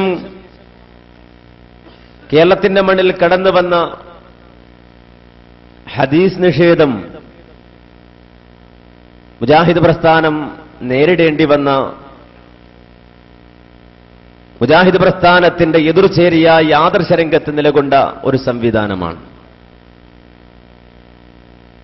പിന്നെയും ഇവിടെ കടന്നു വന്ന മടവൂരിസം മുജാഹിദ് പ്രസ്ഥാനം നേരിടേണ്ടി വന്ന ആദർശപരമായ പോരാട്ടം നിർവഹിച്ച ഒരു സംവിധാനമാണ്. ഈ രൂപത്തിലെ ഒരുപാട് വ്യതിയാന കക്ഷികളെ നേരിട്ട മുജാഹിദ് പ്രസ്ഥാനത്തെ സംബന്ധിച്ചിടത്തോളം ഇപ്പോൾ ഒരു വ്യതിയാന കക്ഷിയെ കൂടി നേരിടേണ്ടി വന്നു എന്നതാണ് ഇവിടുത്തെ നിലവിലെ സാഹചര്യം. SSFന്റെയും SKSSFന്റെയും അതിനുശേഷം മടവൂരിസത്തിലൂടെ രൂപപ്പെട്ടു വന്ന സലാം സുല്ലമി ഫാൻസ് എന്ന SSFന്റെയും ഇപ്പോൾ സക്കരിയ സ്വലാഹിയുടെ നേതൃത്വത്തിൽ രംഗത്ത് വന്നിട്ടുള്ള SSFന്റെയും ഒക്കെ ഉദ്ദേശ്യം എന്താണെന്ന് ചോദിച്ചാൽ, അടിസ്ഥാനപരമായി കേരളത്തിന്റെ മണ്ണിൽ ഇസ്ലാഹി പ്രസ്ഥാനം പഠിപ്പിച്ചു കൊടുത്ത തൗഹീദിന്റെ ആദർശത്തെ തകർത്തെറിയുക എന്നതാണ്. ഇവരെല്ലാവരും ലക്ഷ്യം വെച്ചത് ഈ പ്രസ്ഥാനം പഠിപ്പിച്ച തൗഹീദിനെയാണ്. മുജാഹിദ് പ്രസ്ഥാനത്തെ സംബന്ധിച്ചിടത്തോളം ഈ പ്രസ്ഥാനത്തിന്റെ കൈമുതൽ ആൾക്കൂട്ടമല്ല. മുജാഹിദ് പ്രസ്ഥാനത്തെ സംബന്ധിച്ചിടത്തോളം ഈ പ്രസ്ഥാനത്തിന്റെ കൈമുതൽ സാമ്പത്തിക ശേഷിയല്ല. മുജാഹിദ് പ്രസ്ഥാനത്തെ സംബന്ധിച്ചിടത്തോളം ഈ പ്രസ്ഥാനത്തിന്റെ കൈമുതൽ നേതൃത്വ പാടവമല്ല. നേരെ മറിച്ച് ആദർശമുള്ള തൗഹീദുള്ള സുന്നത്തുള്ള പ്രസ്ഥാനമാണിത് എന്നതാണ് ഈ പ്രസ്ഥാനത്തിന്റെ സവിശേഷത. ആ ഖുർആനിന്റെയും സുന്നത്തിന്റെയും ആദർശം ഈ കേരളത്തിന്റെ മണ്ണിൽ വളരെ ശക്തമായി പ്രവർത്തിച്ചുകൊണ്ട് ഖുർആനിലൂടെ അല്ലാഹു സുബ്ഹാനഹു വ തആല പഠിപ്പിച്ച തൗഹീദ്, ലോകത്തമ്പിയാക്കൾ പറഞ്ഞുകൊടുത്ത തൗഹീദ്, ആ തൗഹീദ് ജനങ്ങൾക്ക് എത്തിച്ചു കൊടുക്കുക എന്ന ഏറ്റവും സുന്ദരമായ പ്രവാചകന്മാർ നിർവഹിച്ച മഹത്തായ ദൗത്യം കേരളത്തിന്റെ മണ്ണിൽ നിർവഹിച്ചുകൊണ്ട് നിലനിൽക്കുന്ന പ്രസ്ഥാനമാണ് മുജാഹിദ് പ്രസ്ഥാനം. മുജാഹിദ് പ്രസ്ഥാനം പഠിപ്പിച്ച ആദർശങ്ങളും മുജാഹിദ് പ്രസ്ഥാനം ഈ സമൂഹത്തിന്റെ മുന്നിൽ അവതരിപ്പിച്ച അടിസ്ഥാനപരമായ സിദ്ധാന്തങ്ങളും തകർക്കുവാൻ, അത് തകർത്ത് തരിപ്പണമാക്കുവാൻ പലവിധ പരിശ്രമങ്ങളും നടന്നു. പക്ഷേ എല്ലാവരും പരാജയപ്പെട്ടു. ഇപ്പോൾ ഒരു പുതിയ അടവുമായി ചിലർ രംഗത്ത് വന്നിരിക്കുകയാണ്. അതിന്റെ ഭാഗമായിക്കൊണ്ടാണ് കഴിഞ്ഞയാഴ്ച ഇതേ ഹോളിൽ വെച്ചുകൊണ്ട് തന്നെ നടത്തപ്പെട്ട പരിപാടി. നേരത്തെ പറഞ്ഞ സംഘടനയുടെ സംസ്ഥാന സമ്മേളനം. ആ സമ്മേളനത്തിൽ വെച്ചുകൊണ്ട് ഇത്രയും കാലം ഞങ്ങൾക്കില്ല എന്ന് പറഞ്ഞു നടന്ന, ആർക്കാണ് ഇവിടെ വ്യതിയാനമെന്ന് ചോദിച്ച, ആരാണ് ഇവിടെ ശിർക്ക് പ്രചരിപ്പിക്കുന്നത് എന്ന് ചോദിച്ച ആളുകൾ തന്നെ അവരുടെ നിലപാടുകൾ വ്യക്തമായി അവതരിപ്പിച്ച സമ്മേളനമായിരുന്നു അത്. അതുകൊണ്ട് മുജാഹിദ് പ്രസ്ഥാനത്തെ സംബന്ധിച്ചിടത്തോളം കാര്യമെന്ത് എന്ന് വ്യക്തമാക്കി കൊടുത്താൽ മതി. മുജാഹിദുകളുടെ നേരെ വീര്യം കാണിക്കുകയാണ് ചില ആളുകൾ. മുജാഹിദുകളുടെ നേരെ വീര്യം കാണിക്കുകയാണ്. കേരളത്തിലെ മുജാഹിദ് പ്രസ്ഥാനത്തെ ഭീഷണിപ്പെടുത്താൻ ചില ആളുകൾ ഇറങ്ങിയിരിക്കുകയാണ്. അവരെ പേടിപ്പിക്കുകയാണ്, ഭയപ്പെടുത്തുകയാണ്, ഭീഷണി മുഴക്കുകയാണ്. ആ ഭീഷണിക്ക് മുന്നിൽ വഴങ്ങുന്ന പ്രസ്ഥാനമല്ല മുജാഹിദ് പ്രസ്ഥാനം. എങ്കിൽ ഇവിടെ ലളിതമായി പറയാനുള്ള ഒരു സംഗതി, ഏതൊരു കാര്യത്തിന് വേണ്ടിയാണോ മണിക്കൂറുകളോളം ഈ ഹാളിൽ തടിച്ചുകൂടിയ ആളുകൾ അവർക്ക് മുന്നിൽ വിഷയം അവതരിപ്പിച്ചുകൊണ്ട് സക്കരിയ മൗലവി എഴുന്നേറ്റ് നിന്നത്, ഏതൊരു തത്വം സമർത്ഥിക്കുവാൻ വേണ്ടിയാണോ സക്കരിയ മൗലവി ഇവിടെ എഴുന്നേറ്റ് നിന്നത്, ആ തത്വം ഈ പ്രസ്ഥാനത്തിന്റെ അടിസ്ഥാന എതിരാളികളായി കടന്നു വന്നിട്ടുള്ള കുബൂരികളുടെ മുന്നിൽ അവതരിപ്പിക്കാൻ ധൈര്യമുണ്ടോ? കുബൂരികളുടെ മുന്നിൽ എഴുന്നേറ്റ് നിന്നുകൊണ്ട് നിങ്ങളുടെ ആദർശം പറയാൻ നിങ്ങൾക്ക് ധൈര്യമുണ്ടോ? അവരോടൊന്ന് സംവദിക്കാൻ നിങ്ങൾക്ക് ധൈര്യമുണ്ടോ? മുജാഹിദുകൾ പല സ്ഥലങ്ങളിലും കുബൂരികളുമായി ഏറ്റുമുട്ടിയതുപോലെ മൂവാറ്റുപുഴയുടെ മണ്ണിലും ഏറ്റുമുട്ടി. ആ മൂവാറ്റുപുഴ സംവാദം ഇവിടെ പരിഹാസത്തോടെ എടുത്തുദ്ധരിച്ച ബഹുമാനായ സക്കരിയ മൗലവി അങ്ങ് പാരമ്പര്യം നിലനിർത്തുന്നുണ്ട്. കാരണം ഈ പുതിയ സംഘടന ഉണ്ടാകുന്നത് വരെ ഒരു സംവാദം കഴിഞ്ഞാൽ ആദ്യം കോലെടുക്കാരാ? ആദ്യം കോലെടുക്കലാരാ? മുജാഹിദുകൾ തോറ്റു എന്ന് പറയാൻ ആരാ? സലാം സുല്ലമി. ഇപ്പോൾ ഒരു സംവാദം നടന്നപ്പോ മുജാഹിദുകൾ തോറ്റു എന്ന് പറയാൻ കോലെടുത്തതാരാ? സലാം സുല്ലമിയുടെ ശിഷ്യൻ. ശരി, കോലെടുത്തവരൊക്കെ കോലെടുത്തോളൂ, വാളെടുത്തവനൊക്കെ വെളിച്ചപ്പാടായിക്കോളൂ, കുഴപ്പമില്ല, ഞങ്ങൾക്ക് യാതൊരുവിധ പ്രയാസമില്ല. എന്നാൽ നിങ്ങൾ ഇവിടെ ഈ വി പി ഹാളിൽ അവതരിപ്പിച്ച ഈ തൗഹീദ് എന്ന് പറഞ്ഞുകൊണ്ട് നിങ്ങൾ പഠിപ്പിച്ച പിഴച്ച ആശയം, ആ ആശയവുമായി ഇവിടെ ഒരു സംവാദത്തിന് നിങ്ങൾ തയ്യാറുണ്ടോ? ഞങ്ങളുമായിട്ടല്ല, നേരെ മറിച്ച് ഈ നാട്ടിലെ കുബൂരികളുമായി നിങ്ങളൊരു സംവാദത്തിന് തയ്യാറുണ്ടോ? മുജാഹിദ് കേരളം ഉറ്റുനോക്കുകയാണ്, അത് കാണണമെന്ന് ആഗ്രഹിക്കുകയാണ്. നിങ്ങളൊന്ന് കാണിക്ക്, നിങ്ങളുടെ ആദർശത്തിന്റെ മാറ്റം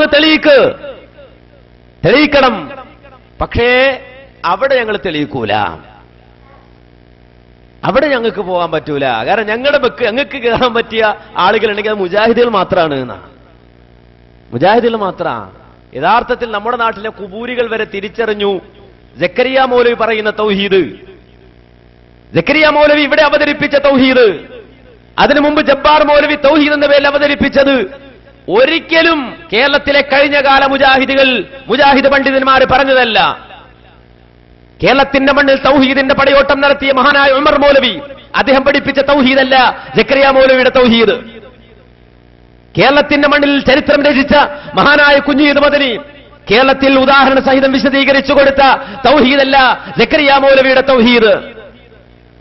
അതുപോലെ തന്നെ കേരളത്തിന്റെ മണ്ണിൽ അവിടെ നിന്നിങ്ങോട്ട് വിശുദ്ധ ഖുർആനിന്റെയും തിരുസുന്നത്തിന്റെയും ആയത്തോതി കേരളത്തിന്റെ മുക്കുമൂലകളിൽ ഇറങ്ങിച്ചെന്നുകൊണ്ട് മുജാഹിദ് പണ്ഡിതന്മാർ പഠിപ്പിച്ചു കൊടുത്ത ആ തൗഹീദല്ല ഇന്ന് ജബ്ബാർ മൗലവിയും സക്കരിയ മൗലവിയും അവതരിപ്പിച്ചുകൊണ്ടിരിക്കുന്ന തൗഹീദ്. ഇത് നമ്മൾ പറയല്ല, നേരെ മറിച്ച് സമസ്തക്കാർ പറയാൻ. ഒന്ന് കേട്ടോളൂ നിങ്ങൾ, തുടക്കം അവിടെ നിന്നാകട്ടെ. ഇതെന്താ സാധനം എന്നറിയോ? ഇത് ഫാത്തിഹയുടെ തീരത്ത് ഒറിജിനൽ ബുക്കാണ്. ആരാ ഇത് എഴുതിയത്? ഉമർ മൗലവിയാണ്. ഇനി നമ്മൾ സംവാദം നടത്താനുള്ള ഒരുക്കത്തിലാണ് വന്നത്. കാരണം ഇപ്പോ സംവാദം ഇപ്പോ ജബ്ബാർ മൗലവി പറയാണ് എനിക്കിപ്പോ വയസ്സൊക്കെ ആയതാണ്, ഇനി സമയം നീട്ടി കിട്ടാനാവില്ല എന്നെ നടത്തുക എന്ന് പറഞ്ഞാൽ നമ്മളപ്പം തന്നെ റെഡിയാവാനുള്ള ഒരുക്കങ്ങളോട് കൂടിയാണ് വന്നത്. നിങ്ങൾ കാണുന്നുണ്ടല്ലോ ഈ സാധനം ഫാത്തിഹയുടെ തീരത്ത്. ഇതിന്റെ 91, 92 പേജുകളിൽ നിന്ന് ഞാൻ വായിക്കുന്നു. നിങ്ങൾ ശരിക്കും ശ്രദ്ധിച്ചോ. എന്താണ് ഇയാൾ ഇതിൽ പറയുന്നതെന്നറിയോ? 91-ാമത്തെ പേജ് എടുത്താൽ ഉമർ മൗലവി എന്ന മുജാഹിദ് പ്രസ്ഥാനത്തിന്റെ ഏറ്റവും വലിയ നേതാവ് അയാൾ പറയുന്നത് ഞാൻ വായിക്കുന്നു, കേട്ടോളൂ. ജബ്ബാർ മൗലവി പറയുന്നത് പിന്നെ വായിക്കും. നേരെ എതിരാ ജബ്ബാർ മൗലവി പറയുന്നത്. എന്താ അതിൽ പറഞ്ഞതെന്നറിയോ? അദൃശ്യലോകത്തിൽപ്പെട്ട പിശാചുക്കളുടെയും ജിന്നുകളുടെയും സഹായം തേടുകയും അവരെ പ്രസാദിപ്പിക്കുവാൻ വേണ്ടി ചിലത് പ്രവർത്തിക്കുകയും ചെയ്തുകൊണ്ടുള്ളതാണ് ആഭിചാരവും മന്ത്രവാദവും. അദൃശ്യമായ മാർഗത്തിൽ ഗുണം ആശിക്കുകയോ ദോഷം ഭയപ്പെടുകയോ ചെയ്തുകൊണ്ട് താഴ്മ കാണിക്കൽ ആരാധനയാണ്. ഇനി കേട്ടോട്ടോ.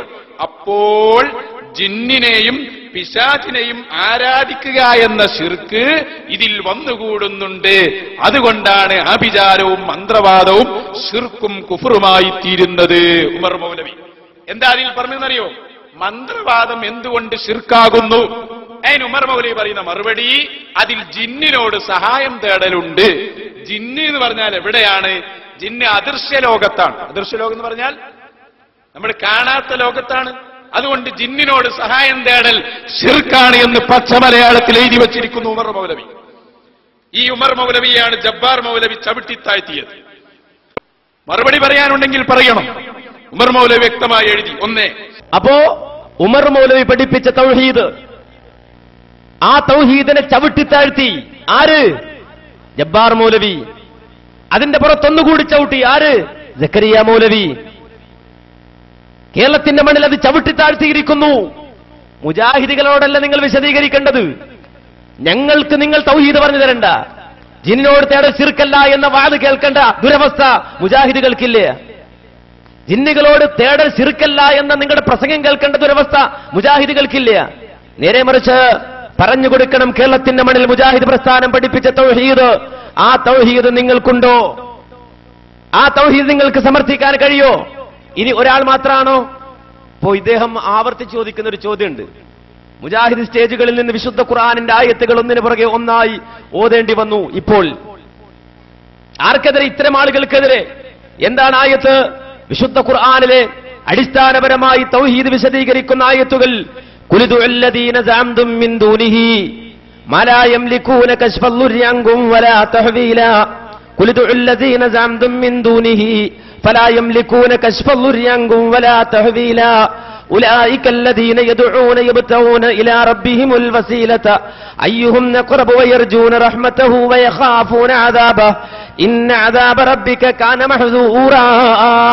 ഈ ആയത്ത് ഓതുമ്പോ സക്കരിയ മൗലവി ചോദിക്കുകയാണ്, ഞങ്ങളുടെ നേരെ എന്തിനാണ് ഈ ആയത്ത് ഓതുന്നത് എന്ന്, ഞങ്ങളോട് എന്തിനാണ് ഈ ആയത്ത് ഓതുന്നത് എന്ന്. ആ ആയത്തിന്റെ ആശയത്തിന് എതിരായ പ്രസംഗങ്ങളും പ്രഭാഷണങ്ങളും നടത്തുന്നത് കൊണ്ട്, കേരളത്തിന്റെ മണ്ണിൽ അത് വിശദീകരിച്ചിരിക്കുന്നത് കൊണ്ട്, ഈ ആയത്തോതി കേരളത്തിൽ മുജാഹിദുകളെ പഠിപ്പിച്ച തൗഹീദിനെതിരെ നിങ്ങൾ വാളോങ്ങിയതുകൊണ്ട് അതെങ്ങനെ ഇൻഷാ അല്ലാഹ് കൃത്യമായി ഒന്നിനു പുറകെ ഒന്നായി ഇവിടെ വ്യക്തമായി പറഞ്ഞു തരും, പഠിപ്പിച്ചു തരും. നേരത്തെ കണ്ടുവല്ലോ ഉമർ മൗലവി പറഞ്ഞ തൗഹീദ്. ആ തൗഹീദിൽ ജിന്നിനോടുള്ള സഹായതേട്ടമില്ല. സഹായതേട്ടമില്ലെന്ന് മാത്രമല്ല, ആ സഹായതേട്ടം ശിർക്കാണ് എന്ന് വളരെ വ്യക്തമായി പറയുന്നു. ഇത് നോക്കൂ, കേരളത്തിന്റെ മണ്ണിൽ കുഞ്ഞീദ് മദനി മുതൽ ഇങ്ങോട്ട് എ.പി. അബ്ദുൽ ഖാദർ മൗലവി വരെയുള്ള ആളുകൾ ഈ സമൂഹത്തിനിടയിൽ വാദപ്രതിവാദവും ഗണനപ്രസംഗവും നടത്തി വിശുദ്ധ ഖുർആനിന്റെ ആയത്തോതി പഠിപ്പിച്ചു കൊടുത്ത തൗഹീദ് ഇവർക്ക് പറഞ്ഞു കൊടുക്കുന്നത് ആരാ? ഖുബൂരികളാണ്. കേട്ടോളൂ നിങ്ങൾ എടുത്തു നോക്ക്. അതിലതാ ഇയാൾ പറയുന്നു, തുറന്നു പറയുന്നു, കുഞ്ഞീദ് മദനിയാണ് പറയുന്നത്, ഞങ്ങളല്ല, നിങ്ങളുടെ മൗലവിമാർ. ഇയാൾ പറയുന്നു കേട്ടോട്ടോ. ഇയാൾ ഇങ്ങനെ വിശദീകരിക്കാണ്. അല്ലാഹ് പറഞ്ഞല്ലോ, ലാ തദ്ഉ, ലാ തദ്ഉ, അതെ, വഅന്നൽ മസാജിദ ലില്ലാഹി ലാ തദ്ഉ മഅല്ലാഹി അഹദാ, അല്ലേ? പള്ളികൾ അല്ലാഹുവിനുള്ളതാണ്, ഒരാളോടും നിങ്ങൾ പ്രാർത്ഥിക്കരുത്. ഇതിനെ വ്യാഖ്യാനിച്ചുകൊണ്ട് ഇയാൾ പറയാണ്, ദഉ, തദ്ഉന, യദ്ഉന എന്നീ പദങ്ങൾ ഉപയോഗിച്ചിരിക്കുന്നത്.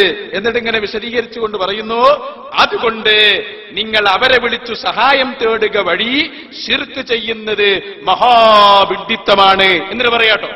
എന്നീ കാര്യങ്ങളാണ് ആ വചനത്തിൽ ഉൾക്കൊള്ളുന്നത്. ഈസ മറിയം, മലക്കുകൾ, മുസ്ലിം ജിന്നുകൾ മുതലായവരെ വിളിച്ചു സഹായം തേടിയിരുന്നവരെ സംബന്ധിച്ചാണ് ഈ വചനം അവതരിച്ചത് എന്നാണ് സർവ മുഫസ്സിറുകളും പ്രസ്താവിച്ചിട്ടുള്ളത്. അപ്പൊ അല്ലാഹു തആല ഒരാളോടും തേടരുത് എന്ന് പറഞ്ഞതിൽ ജിന്ന് പെട്ടിട്ടുണ്ട്. അപ്പൊ മുശ്രിക്കീങ്ങളെ എതിർത്തതിൽ ജിന്നിനോട് സഹായം തേടിയവരും ഉൾപ്പെടും എന്നാരാ പറഞ്ഞത്? കുഞ്ഞീദ് മദനി. ഇപ്പൊ എത്ര ആളായി? 2 ആളായി. ഞാനിപ്പോ വളരെ ചുരുങ്ങിയ സമയം കൊണ്ട് ജിന്നിനോട് സഹായം തേടൽ ശിർക്കാണെന്ന് പറഞ്ഞവരുടെ ലിസ്റ്റാണ് വായിക്കുന്നത്. അപ്പൊ 1 നമ്മൾ ഉമർ മൗലവി, 2 കുഞ്ഞീദ് മദനി. ഇനി നമുക്ക് പോവാം നമ്മളെ കുഞ്ഞി മുഹമ്മദ് പറപ്പൂര്. അങ്ങനെ ഒരു സാധനല്ലേ, അയാളുടെ പുസ്തകമുണ്ട്. എന്താ? ഇസ്ലാമിക ഫത്വകൾ കുഞ്ഞീദ് മദനി. ഇതിന്റെ 15ാമത്തെ പേജിൽ നിന്ന് ഞാൻ വായിക്കുന്നു കേട്ടോട്ടോ. യാഥാസ്ഥികർ നമ്മളെ കുറിച്ച് പറയാം. ശിർക്ക് അഥവാ ബഹുദൈവ ആരാധന ചെയ്യുന്നവരാണെങ്കിൽ, അതായത് ഒരു ചോദ്യമാണ് കുഞ്ഞി മുഹമ്മദ് പറപ്പൂരിനോട്, സുന്നികൾ മരിച്ചാൽ ഓരോ മയ്യത്ത് നിസ്കരിക്കാൻ പറ്റുമോ? സുന്നികൾ മരിച്ചാൽ അവരെ മയ്യത്ത് നിസ്കരിക്കാൻ പറ്റുമോ എന്ന് ചോദ്യം. അതിന് കുഞ്ഞീദ് മദനിന്റെ മറുപടി എന്താണെന്നറിയോ? അവര് ബഹുദൈവ ആരാധന ചെയ്യുന്നവരാണെങ്കിൽ, ഇൻ ബ്രാക്കറ്റ്, ഉദാഹരണമായി മരിച്ചവരോടും ജിന്ന്, മലക്കുകൾ എന്നിവരോടും സഹായാഭ്യർത്ഥന നടത്തുക തുടങ്ങിയവ അവരുടെ ജനാസയിൽ സംബന്ധിക്കുന്നതും അവർക്ക് വേണ്ടി മയ്യത്ത് നിസ്കരിക്കുന്നതും തെറ്റാണ്. അപ്പൊ എന്താണ് ബഹുദൈവാരാധകര് എന്ന് പറഞ്ഞിട്ട് അത് ആരാ ബഹുദൈവാരാധകര്? ആരുമല്ല, ജിന്നിനോടും മലക്കിനോടൊക്കെ സഹായം തേടുന്നവർ അവർ ബഹുദൈവാരാധകരാണ്. അവരോട് സഹായം തേടുന്നവരെ മയ്യത്ത് നിസ്കരിക്കാൻ പാടില്ല. അപ്പൊ ഇനിയിപ്പോ ജബ്ബാർ മൗലവിയൊക്കെ മരിച്ചാൽ ഇവൽക്കാർക്ക് നിസ്കരിക്കാൻ പറ്റൂല, കാരണം അയാൾ ശിർക്കല്ല എന്ന് പറയുന്ന ടീമാണ്. ഈ കുഞ്ഞീദ് മദനി പറയുന്നത്, അല്ല, കുഞ്ഞി മുഹമ്മദ് പറപ്പൂര് അദ്ദേഹത്തിന്റെ ഫത്വകൾ എന്ന പുസ്തകത്തിൽ പറയുന്നത് അത് പാടില്ല, അത് ബഹുദൈവാരാധനയാണ് എന്നാണ്. ഇനിയോ, അപ്പൊ 3 ഇനി KNMന്റെ മലയാള പാഠപുസ്തകം സ്വഭാവ പാഠങ്ങൾ എന്ന മലയാള പാഠപുസ്തകത്തിന്റെ 15ാമത്തെ പേജ്, അതിൽ പറയുന്നു അജ്ഞാത ശക്തികളെ ആശ്രയിക്കുന്നത് കുഫറും ശിർക്കുമാണ്. അജ്ഞാത ശക്തി എന്ന് പറഞ്ഞാൽ എന്താ? നമ്മുടെ കണ്ണുകൊണ്ട് കാണാത്തത്, നമുക്ക് കാണാൻ പറ്റാത്ത വസ്തുക്കൾ, അതിനെ ആശ്രയിക്കുന്നത് കുഫറും ശിർക്കുമാണ്. എത്രയായി? നമ്മൾ പറഞ്ഞല്ലോ 4. ഇനി കണ്ടോ, അബ്ദുൽ ഹഖ് സുല്ലമി, ഇതാ ഈ പുസ്തകം. ഇതാരാ? വിശ്വാസകാര്യങ്ങൾ. ഇത് മുഴുവൻ തെറ്റായ കാര്യങ്ങളാണ് മുഴുവൻ ഇതിലുള്ളത്.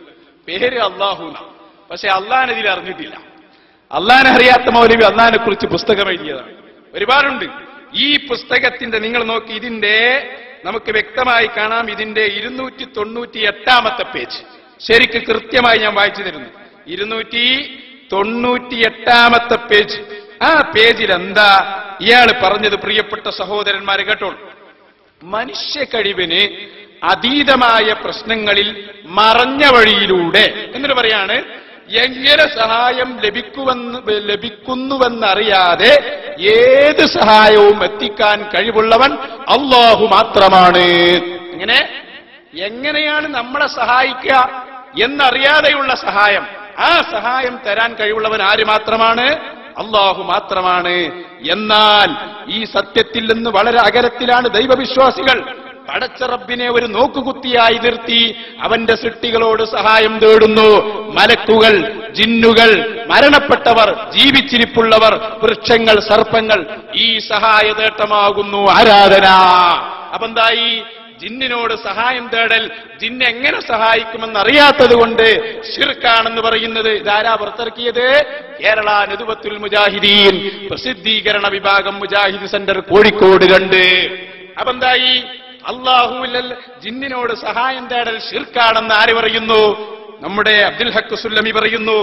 ഇനി നിങ്ങൾ നോക്ക്, അൽമനാർ, മുജാഹിദിന്റെ പത്രം. ഈ അൽമനാരിൽ എന്താ എഴുതിയത് ഞാൻ വായിച്ചു തരാം, കേട്ടോളൂ.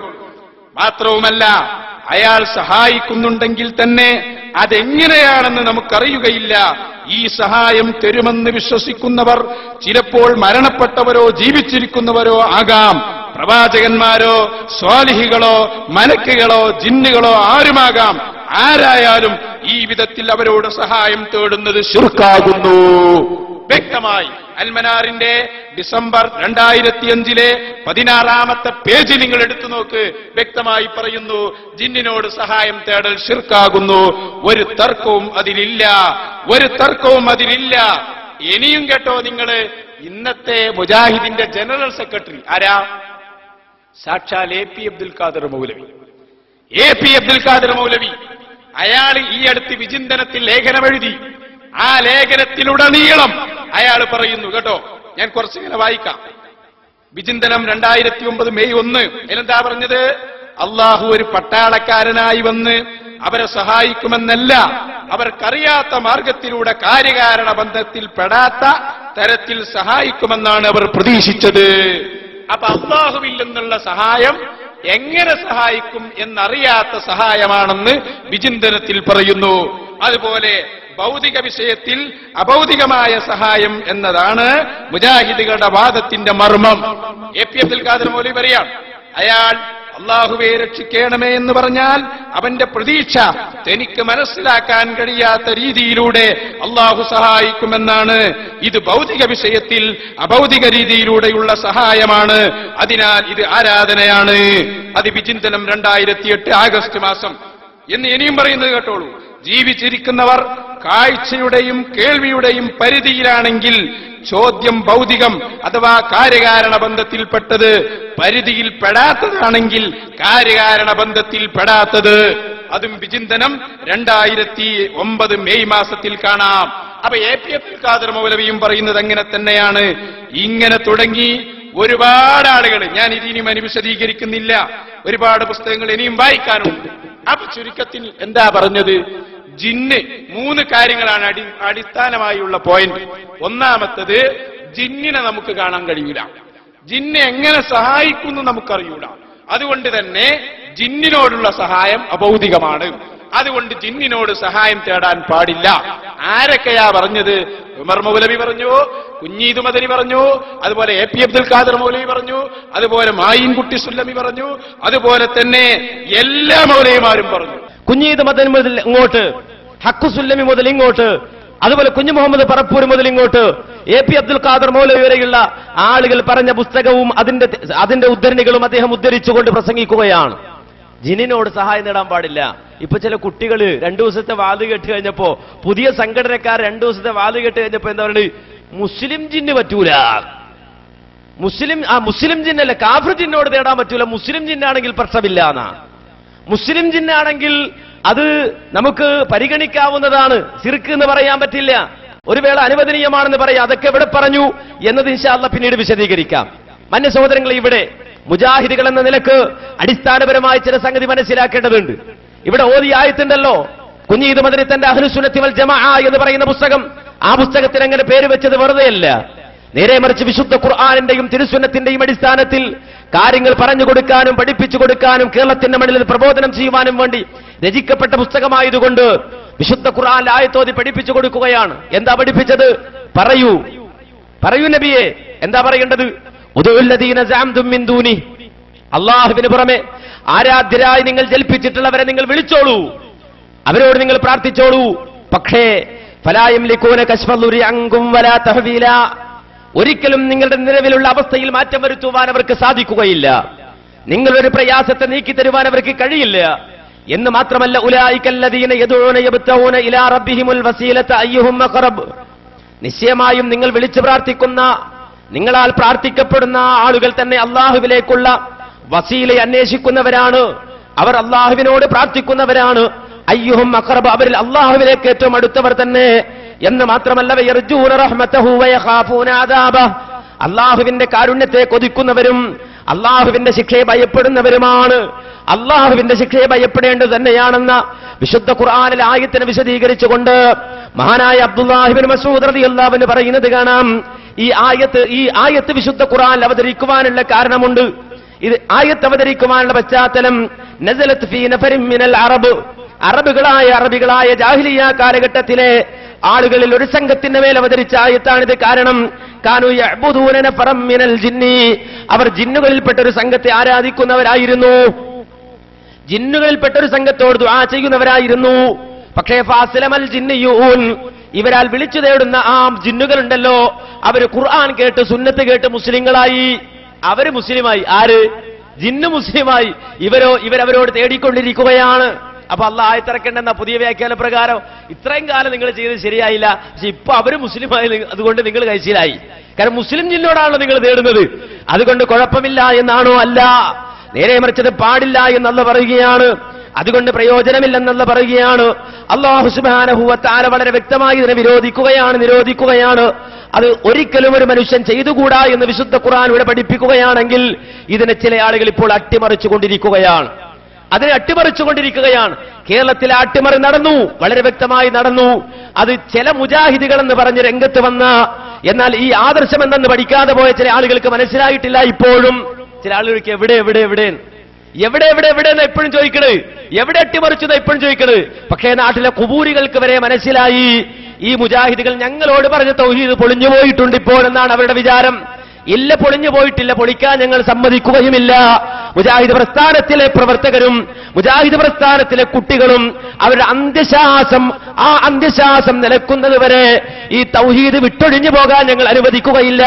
ഞങ്ങളുടെ ജീവൻ കൊടുക്കേണ്ടി വന്നാൽ അത് കൊടുത്തുകൊണ്ട്, ഞങ്ങളുടെ രക്തം കൊടുക്കേണ്ടി വന്നാൽ കൊടുത്തുകൊണ്ട് ആ തൗഹീദ് ഇവിടെ സംരക്ഷിക്കുക തന്നെ ചെയ്യും, ഒരു സംശയവും വേണ്ട. ആരെല്ലാം മൗനിയായിരുന്നാലും ശരി, ആരെല്ലാം അടക്കം പറഞ്ഞിരുന്നാലും ശരി, ആരെല്ലാം പിന്മാറിയാലും ശരി, ആരെല്ലാം ഭീഷണിപ്പെടുത്തിയാലും ശരി, ആളെ നോക്കാതെ, അതുപോലെ കയ്യടി നോക്കാതെ, അപ്രകാരം തന്നെ ആക്ഷേപങ്ങളെ വകവെക്കാതെ ഈ തൗഹീദ് പറയുന്ന ഒരു കൊച്ചു സംഘം കേരളത്തിൽ മാത്രമല്ല ലോകത്തിന്റെ മുക്കുമൂലകളിൽ അള്ളാഹുവിന്റെ സഹായത്തോടെ ഉണ്ടാകുമെന്ന കാര്യം വളരെ വ്യക്തമായി മനസ്സിലാക്കണം. എന്നാൽ അതെ, ഈ പ്രസ്ഥാനത്തെ തകർക്കുവാൻ ഒരുങ്ങി നടന്ന, ഈ തൗഹീദിനെ തകർക്കുവാൻ ഒരുങ്ങി നടന്ന ഖുബൂരികൾ, അവർക്ക് വരെ മനസ്സിലായി ജബ്ബാർ മൗലവിയുടെ വാദം വന്നാൽ, സക്കരിയ മൗലവിയുടെ വാദം വന്നാൽ മുജാഹിദുകളുടെ തൗഹീദ് തകർക്കാൻ എളുപ്പമായി എന്ന്. അതുകൊണ്ട് തന്നെ കുഞ്ഞീദ് മദനിയുടെ വാക്കുദ്ധരിച്ച, അതുപോലെ തന്നെ ഉമർ മൗലവിയുടെ വാക്കുദ്ധരിച്ച, AP അബ്ദുൽ ഖാദർ മൗലവിയുടെ വാക്കുദ്ധരിച്ച, അതുപോലെ കുഞ്ഞു മുഹമ്മദ് പറപ്പൂരിന്റെ വാക്കുദ്ധരിച്ച, അബ്ദുൽ ഹക്ക് സുല്ലമി ആമയൂരിന്റെ വാക്കുദ്ധരിച്ച അതേ മുസ്ലിയാർ തന്നെ പറയുക, ഈ പറഞ്ഞ പണ്ഡിതന്മാർ വിശുദ്ധ ഖുർആനിന്റെയും തിരുസുന്നത്തിന്റെയും അടിസ്ഥാനത്തിൽ കേരളത്തിന്റെ മണ്ണിൽ പഠിപ്പിച്ച ആ തൗഹീദ് ഇതാ ജബ്ബാർ മൗലവിയും കൂട്ടരും സക്കരിയ മൗലവിയും കൂട്ടരും തല്ലി തകർത്തിരിക്കുന്നു. കേട്ടോളൂ ആ വാചകം. ഇങ്ങനെ തുടങ്ങി ഒരുപാട് ആളുകൾ, ഞാൻ ഇതിനി വിശദീകരിക്കുന്നില്ല, ഒരുപാട് പുസ്തകങ്ങൾ ഇനിയും വായിക്കാനുണ്ട്. അപ്പൊ ചുരുക്കത്തിൽ എന്താ പറഞ്ഞത്? ജിന്ന് 3 കാര്യങ്ങളാണ് അടിസ്ഥാനമായുള്ള പോയിന്റ്. ഒന്നാമത്തത്, ജിന്നിനെ നമുക്ക് കാണാൻ കഴിയില്ല, ജിന്നെ എങ്ങനെ സഹായിക്കുന്നു നമുക്കറിയൂല. അതുകൊണ്ട് തന്നെ ജിന്നിനോടുള്ള സഹായം അഭൗതികമാണ്. അതുകൊണ്ട് ജിന്നിനോട് സഹായം തേടാൻ പാടില്ല. ആരൊക്കെയാ പറഞ്ഞത്? ഉമർ മൗലവി പറഞ്ഞു, കുഞ്ഞീദ് മദനി പറഞ്ഞു, അതുപോലെ AP അബ്ദുൽ ഖാദർ മൗലവി പറഞ്ഞു, അതുപോലെ മായിൻകുട്ടി സുല്ലമി പറഞ്ഞു, അതുപോലെ തന്നെ എല്ലാ മൗലവിമാരും പറഞ്ഞു. പക്ഷേ നമ്മുടെ കഥാപുരുഷൻ ആരാ? ഈ അടുത്താണ് മുജാഹിദിലേക്ക് പിന്നെ ജിന്ന് വന്നത്. ജിന്ന് മുജാഹിദിലേക്ക് വന്നപ്പോ അതാ കണ്ടോ നിങ്ങൾ, ഇസ്ലാഹ്. ഇതാണ് നമ്മളെ 2007 ഇസ്ലാഹ് എന്ന് പറയുന്ന സാധനം. നമ്മൾ ജബ്ബാർ മൗലവി കൊടുത്തല്ലോ 2007 ഏപ്രിൽ മാസത്തെ ഇസ്ലാഹ്. ഇത് അയാൾ എടുത്തു എന്നതിന്റെ ഇടയ്ക്ക് എടുത്തപ്പോ ഞങ്ങൾ പറഞ്ഞു, എടുക്കൊന്നും വേണ്ട, സാധനം ഞങ്ങളെ കയ്യിലുണ്ട്, എടുത്തു വലുതാവണ്ട. അപ്പൊ ഇതാണ് ആ സാധനം. ഇതിലെന്താ എഴുതിയത്? ഇപ്പൊ ഇതുവരെ നിങ്ങൾ കേട്ടല്ലോ. എന്താ കേട്ടത്? ജിന്നിനോട് സഹായം തേടിയാൽ ആരാകുന്ന കേട്ടത്? മുശ്രിക്കാവും. ഒരു തർക്കമില്ല, എല്ലാരും എഴുതിയതാണ്. എന്നാ കേട്ടോ, ഇതിലതാ 2007 ഏപ്രിൽ മാസത്തെ ഇസ്ലാഹിന്റെ 42ാമത്തെ പേജ് നിങ്ങൾ മറിക്ക്. പ്രിയപ്പെട്ട സഹോദര, ഇതുവരെ ഉണ്ടാക്കിയെടുത്ത തൗഹീദ് മുഴുവനും തകർത്തുകൊണ്ട് അതാ അയാൾ എഴുതുന്നു. കേട്ടോ, ജബ്ബാർ മൗലവിയാ പറയുന്നത്. രാത്രിയുടെ ഇരുളിൽ തപ്പിത്തടഞ്ഞ് നീങ്ങുന്ന ഒരാൾ തന്റെ ശബ്ദം തൊട്ടടുത്ത് നിന്ന് ഒരാൾ തന്റെ തൊട്ടടുത്ത് നിന്ന് ശബ്ദം കേൾക്കുന്നു, ആളെ കാണുന്നില്ല. കേട്ടോ, തന്റെ മുമ്പിലുള്ള ഈ ശബ്ദത്തിന്റെ ഉടമ ജിന്നായിരിക്കാം എന്ന വിശ്വാസത്തിൽ എന്നെ ഒന്ന് സഹായിക്കാമോ, ഒരു വെളിച്ചം തരാമോ എന്നാവശ്യപ്പെട്ടാൽ അത് അഭൗതികമോ കാര്യകാരണ ബന്ധത്തിന് അപ്പുറത്തുള്ളതോ അല്ലെങ്കിൽ സൃഷ്ടികളുടെ കഴിവിൽ പെടാത്തത് തേടുകയില്ല. ആ സഹായാർത്ഥന ശിർക്കുമല്ല. എന്താ ജബ്ബാർ മൗലവി പറഞ്ഞത്? നമ്മൾ രാത്രി ഇങ്ങനെ പോവാണ് തപ്പിത്തടഞ്ഞ്, ഒരു വെളിച്ചം നമ്മുടെ കയ്യിലില്ല. അപ്പൊ നമ്മൾ പറഞ്ഞു, ആ ശബ്ദം കേൾക്കുന്നുണ്ടല്ലോ, അത് ജിന്നായിരിക്കാം, എനിക്കൊരു വെളിച്ചം തരുമോ എന്ന് ചോദിച്ചാൽ ആ സഹായാർത്ഥന ശിർക്കല്ല. എന്താ ഉമർ മൗലവി പറഞ്ഞത്? ഉമർ മൗലവി പറഞ്ഞ എന്തായിരുന്നു? ജിന്ന് നമ്മളെ എങ്ങനെ സഹായിക്കുന്നു നമുക്കറിഞ്ഞൂടാ, അതുകൊണ്ട് അദൃശ്യ ലോകത്തുള്ള ജീവിയാണ് ജിന്ന്, ജീവി അങ്ങനെയുള്ള സഹായം ശിർക്കാണ് എന്ന് മാത്രമല്ല, ഇനിയും കേട്ടോളൂ. പകൽ വെളിച്ചത്തിൽ വിജനമായ മരുഭൂമിയിലൂടെ വഴിയറിയാതെ നടന്നു നീങ്ങുന്ന ഒരാൾ പരിസരത്ത് ആരെയും കാണുന്നില്ല. ഇവിടെ എന്റെ ശബ്ദം കേൾക്കുന്ന ആരെങ്കിലും ഇൻ ബ്രാക്കറ്റ് മനുഷ്യൻ, മലക്ക്, ജിന്ന് എന്നെ സഹായിക്കട്ടെ എന്ന് നിലച്ച് പടപ്പുകളെ എന്നെ സഹായിക്കണേ, എനിക്ക് വഴി കാണിച്ചു തരണേ എന്ന് ഉച്ചത്തിൽ വിളിച്ചു പറയുന്നുവെങ്കിൽ അഭൗതിക മാർഗത്തിലൂടെയുള്ള സഹായതേട്ടം അതിലില്ല. അപ്പൊ രാത്രിയായി പകലുമായി, രാത്രി ഒറ്റക്കായാലും പകലൊറ്റക്കായാലും നടന്നു പോകുമ്പോ ജിന്നെ സഹായിക്കണേ എന്ന് പറഞ്ഞാൽ അതെന്തല്ല? സഹായത്തേട്ടമല്ല, അത് പ്രാർത്ഥനയല്ല, ശിർക്കുമല്ല. കൃത്യമായ വ്യതിചലനം, കൃത്യമായ വ്യതിചലനം. ഇനി കണ്ടോ, കഴിഞ്ഞിട്ടില്ല. ഇയാള് പറഞ്ഞു 2007 ഏപ്രിലിൽ ഇസ്ലാം എടുക്കണം. നമ്മൾ പറഞ്ഞു 2007 ഏപ്രിലിൽ ഇസ്ലാം മാത്രമാക്കണ്ട, നിങ്ങളെല്ലാ ഇസ്ലാമിലും അങ്ങനെയാ പറഞ്ഞത്. ഇത് കണ്ടോ നിങ്ങള്, ഇത് ജൂൺ 2009 ഇസ്ലാം മാസിക. ഇതിലതാ ഒരു ചോദ്യം ഒരു പ്രവർത്തകൻ, മുജാഹിദ് പ്രവർത്തകൻ ചോദിച്ചതാണ്. എന്താ ചോദ്യം എന്നറിയോ? കേട്ടോളൂ. അവരുടെ പ്രവർത്തനമോ അവരുടെ രൂപമോ ഒന്നും തന്നെ മനുഷ്യന് കൃത്യമായി അറിയില്ല. അപ്പൊ ഇയാൾ ജബ്ബാർ മൗലവിന്റെ മറുപടിയാണ്, അറിയണമെന്ന് നമുക്ക് വാശിയില്ല. ശബാബിൽ പറഞ്ഞത് പ്രകാരം കഴിവ് നൽകപ്പെട്ട വിഷയത്തിൽ സഹായം ചോദിച്ചാൽ അത് പ്രാർത്ഥനയാവുകയില്ലെന്ന് പറയാൻ അതൊന്നും അറിയണമെന്നില്ല. ഇനി കേട്ടോട്ടോ, 4ാമത്തെ ചോദ്യം, അവർ എങ്ങനെയാണ് സഹായിക്കുകയെന്ന് സാധാരണ മനുഷ്യന് അറിയില്ല. അതായത് ചോദിക്കാണ്, നമ്മളിപ്പോ ജിന്നിനോട് സഹായം തേടാന്നാണല്ലോ പറഞ്ഞത്, പക്ഷെ ജിന്നെ എങ്ങനെ സഹായിക്കുന്നു നമുക്കറിയില്ലല്ലോ. അപ്പൊ മറുപടി, അവരുടെ സഹായം എങ്ങനെയാണെന്ന് അറിയേണ്ട ആവശ്യം നമുക്കില്ല. എന്താ മറ്റു മൗലവിമാര് പറഞ്ഞത്? അത് നമ്മൾ അറിയണം, അറിയാതെ പോയാൽ ശിർക്കാണ്. ജബ്ബാർ മൗലവി പറയാണ് ലാസ്റ്റ്. അപ്പൊ പിന്നെയും ചോദ്യമാണ്, അപ്പോൾ ഈ സഹായതേട്ടം മറഞ്ഞ വഴിയിൽ കൂടി ഉപകാരം പ്രതീക്ഷിച്ചുകൊണ്ടുള്ളതാകയാൽ ഇത് ശിർക്കിന്റെ ഗണത്തിൽ പെടുകയില്ലെന്ന് തെളിയിക്കാൻ കഴിയുമോ? അപ്പൊ ജബ്ബാർ മൗലവിന്റെ മറുപടി കേട്ടോ, ശിർക്കിന്റെ ഒരു കാരണവും അതിലില്ല, അതുകൊണ്ട് അത് ശിർക്കുമല്ല. മറഞ്ഞ വഴിയെന്നാൽ നമുക്ക് കാണാൻ കഴിയാത്തത്, എങ്ങനെയാണെന്ന് നമുക്കറിയാത്തത് തുടങ്ങിയവയാണെന്ന് ഈ ലേഖകൻ മനസ്സിലാക്കിയിട്ടില്ല. അഭൗതിക മാർഗത്തിലൂടെയുള്ള സഹായം അവരിൽ നിന്ന് പ്രതീക്ഷിച്ചോ എന്നാണ് നോക്കേണ്ടത്. അതുണ്ടെങ്കിലാണ് ശബാബിൽ പറഞ്ഞതുപോലെ പ്രാർത്ഥനയാവുക. അപ്പൊ ഇയാൾ പറഞ്ഞെന്താ അറിയോ ചുരുക്കം? ജിന്നിനോട് എങ്ങനെ സഹായം തേടാ, എങ്ങനെ തേടിയാലും എങ്ങനെ സഹായിക്കുമെന്നൊന്നും നമുക്കറിയണ്ട. എന്താ ഈ പറഞ്ഞതിന്റെ ചുരുക്കം? ഉമർ മൗലവി അടക്കമുള്ള മുജാഹിദിന്റെ തലതൊട്ടപ്പന്മാർ അവർ എടുത്തുദ്ധരിച്ച അവരുടെ പൊളിയൻ തൗഹീദ് ഒന്നുകൂടി വൃത്തിയായി ജബ്ബാർ മൗലവിയും അതുപോലെ തന്നെ സക്കരിയ സലാഹിയും അതുപോലെ നമ്മള് ശംസുദ്ദീൻ പാരത്തുമൊക്കെ കുളിപ്പിച്ചു കെടുത്തിയിരിക്കുകയാണ്. ഇതാണ് ഓൽക്കറിയ. സംവാദത്തിനാണ് ചെന്നാലേ ജബ്ബാർ മൗലവിന്റെ വാദം എന്തായിരിക്കും? ജിന്നിനോട് തേടാം. അപ്പൊ വരിക്കിങ്ങനെ വരും. ഇസ്ലാഹ്, കുഞ്ഞീദ് മദനി, ഉമർ മൗലവി, ഇതെല്ലാം കൂടി വരുമ്പോ ഒരു തീരുമാനം എടുക്കേണ്ടി വരും അവർക്ക്. എന്താ തീരുമാനം? ഒന്നുകിൽ ജബ്ബാർ മൗലവിയെ പുറത്താക്കുക, സക്കരിയ സലാഹിയെ പുറത്താക്കുക, മുജാഹിദിനെ രക്ഷിക്കുക. അപ്പൊ ഇതാണ് വാദം. അപ്പൊ രാത്രിയിൽ ഒരാൾ തപ്പിത്തടഞ്ഞു പോയാൽ ജിന്നിനെ വിളിക്കാം. വിളിക്കാന്ന് പറഞ്ഞാൽ വിളിക്കാവോ എന്ന് ചോദിക്കേണ്ട, ഇൻഷാ അല്ലാഹ് അടുത്ത തെളിവ് തരാം. അങ്ങനെ വിളിച്ചാൽ ശിർക്കാവുകയില്ല. ജിന്നുണ്ട് എന്ന് വിചാരിച്ചാൽ മതി. എങ്ങനെ? എന്ത് വിചാരിച്ചാൽ മതി? വിളിക്കുന്ന ആള് ജിന്നിവിടെ ഉണ്ട് എന്ന് വിചാരിച്ചാൽ മതി. സാധാരണ നമ്മുടെ നാട്ടിലെ കുബൂരികൾ പറയാറുണ്ട്, എന്ത്? മുഹീദ്ദീൻ ശൈഖിനെ വിളിച്ചാൽ ശിർക്കാവൂല. എന്ത് വിചാരിച്ചാൽ മതി? മുഹീദ്ദീൻ ശൈഖ് സ്വയം പര്യാപ്തനല്ല, മുഹീദ്ദീൻ ശൈഖ് സമദല്ല, മുഹീദ്ദീൻ ശൈഖ് ഖാലിഖല്ല എന്ന് വിശ്വസിച്ചുകൊണ്ട് മുഅ്ജിസത്ത് കറാമത്തിന്റെ അടിസ്ഥാനത്തിൽ മുഹീദ്ദീൻ ശൈഖ് സഹായിക്കുമെന്ന് വിശ്വസിച്ചാൽ മുഹീദ്ദീൻ ശൈഖിനെ വിളിക്കൽ ശിർക്കല്ല എന്ന് പറയുന്ന ഒരു പറയാ. ജിന്നിവിടെ ഉണ്ട് എന്ന് വിചാരിച്ചാൽ മതി, എങ്കിൽ എന്തല്ല? ശിർക്കല്ല, ശിർക്കല്ല.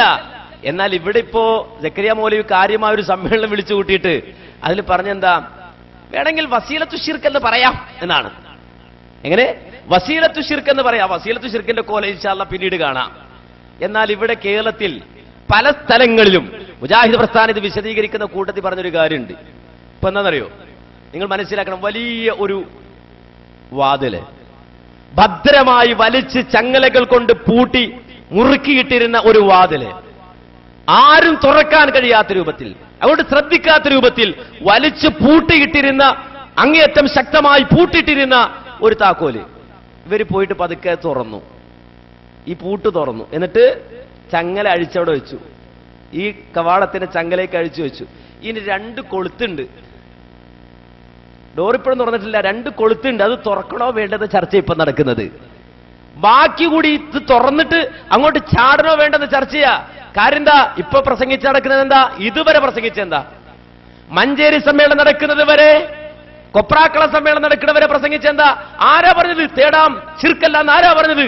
ശിർക്കാൺ, 100 വട്ടം ശിർക്കാൺ എന്നൊക്കെ പറഞ്ഞു നടന്ന ആളുകള്, അത് എഴുതി പത്രത്തിൽ പ്രസിദ്ധീകരിച്ച ആളുകള്, ശിർക്കു തന്നെ എന്ന് മാതൃഭൂമി, ശിർക്കു തന്നെ എന്ന് മാധ്യമം, അങ്ങനെ പത്രത്തിൽ പ്രസിദ്ധീകരിച്ച ആളുകള് ദാ ഇപ്പോ ഇറക്കുന്ന, ഇപ്പോ നെറ്റ് വഴി വിതരണം ചെയ്തുകൊണ്ടിരിക്കുന്ന ഒരു സാധനം ഇത്. അങ്ങനെ ഇപ്പോ ഓരോന്നിങ്ങനെ വരില്ല കയ്യില്. അപ്പോ ജിന്നുകളോട് സഹായം ചോദിക്കൽ നിഷിദ്ധം എന്ന ടൈറ്റിൽ. എന്താണ്? ജിന്നുകളോട് സഹായം ചോദിക്കൽ നിഷിദ്ധം.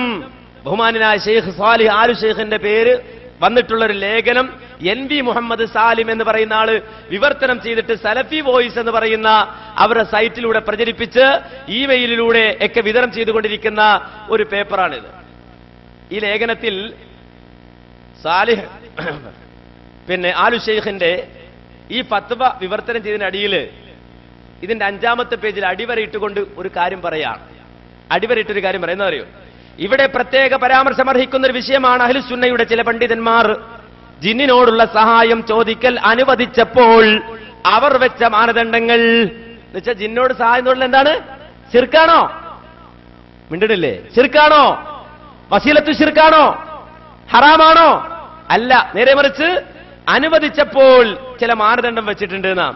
എന്താ 2 മാനദണ്ഡമുള്ളത്? ജിന്നിനോട് സഹായം ചോദിക്കാൻ എത്ര മാനദണ്ഡമുണ്ട്? 2 മാനദണ്ഡം. കുളിയുടെ ഫർള് എത്രയുണ്ട്?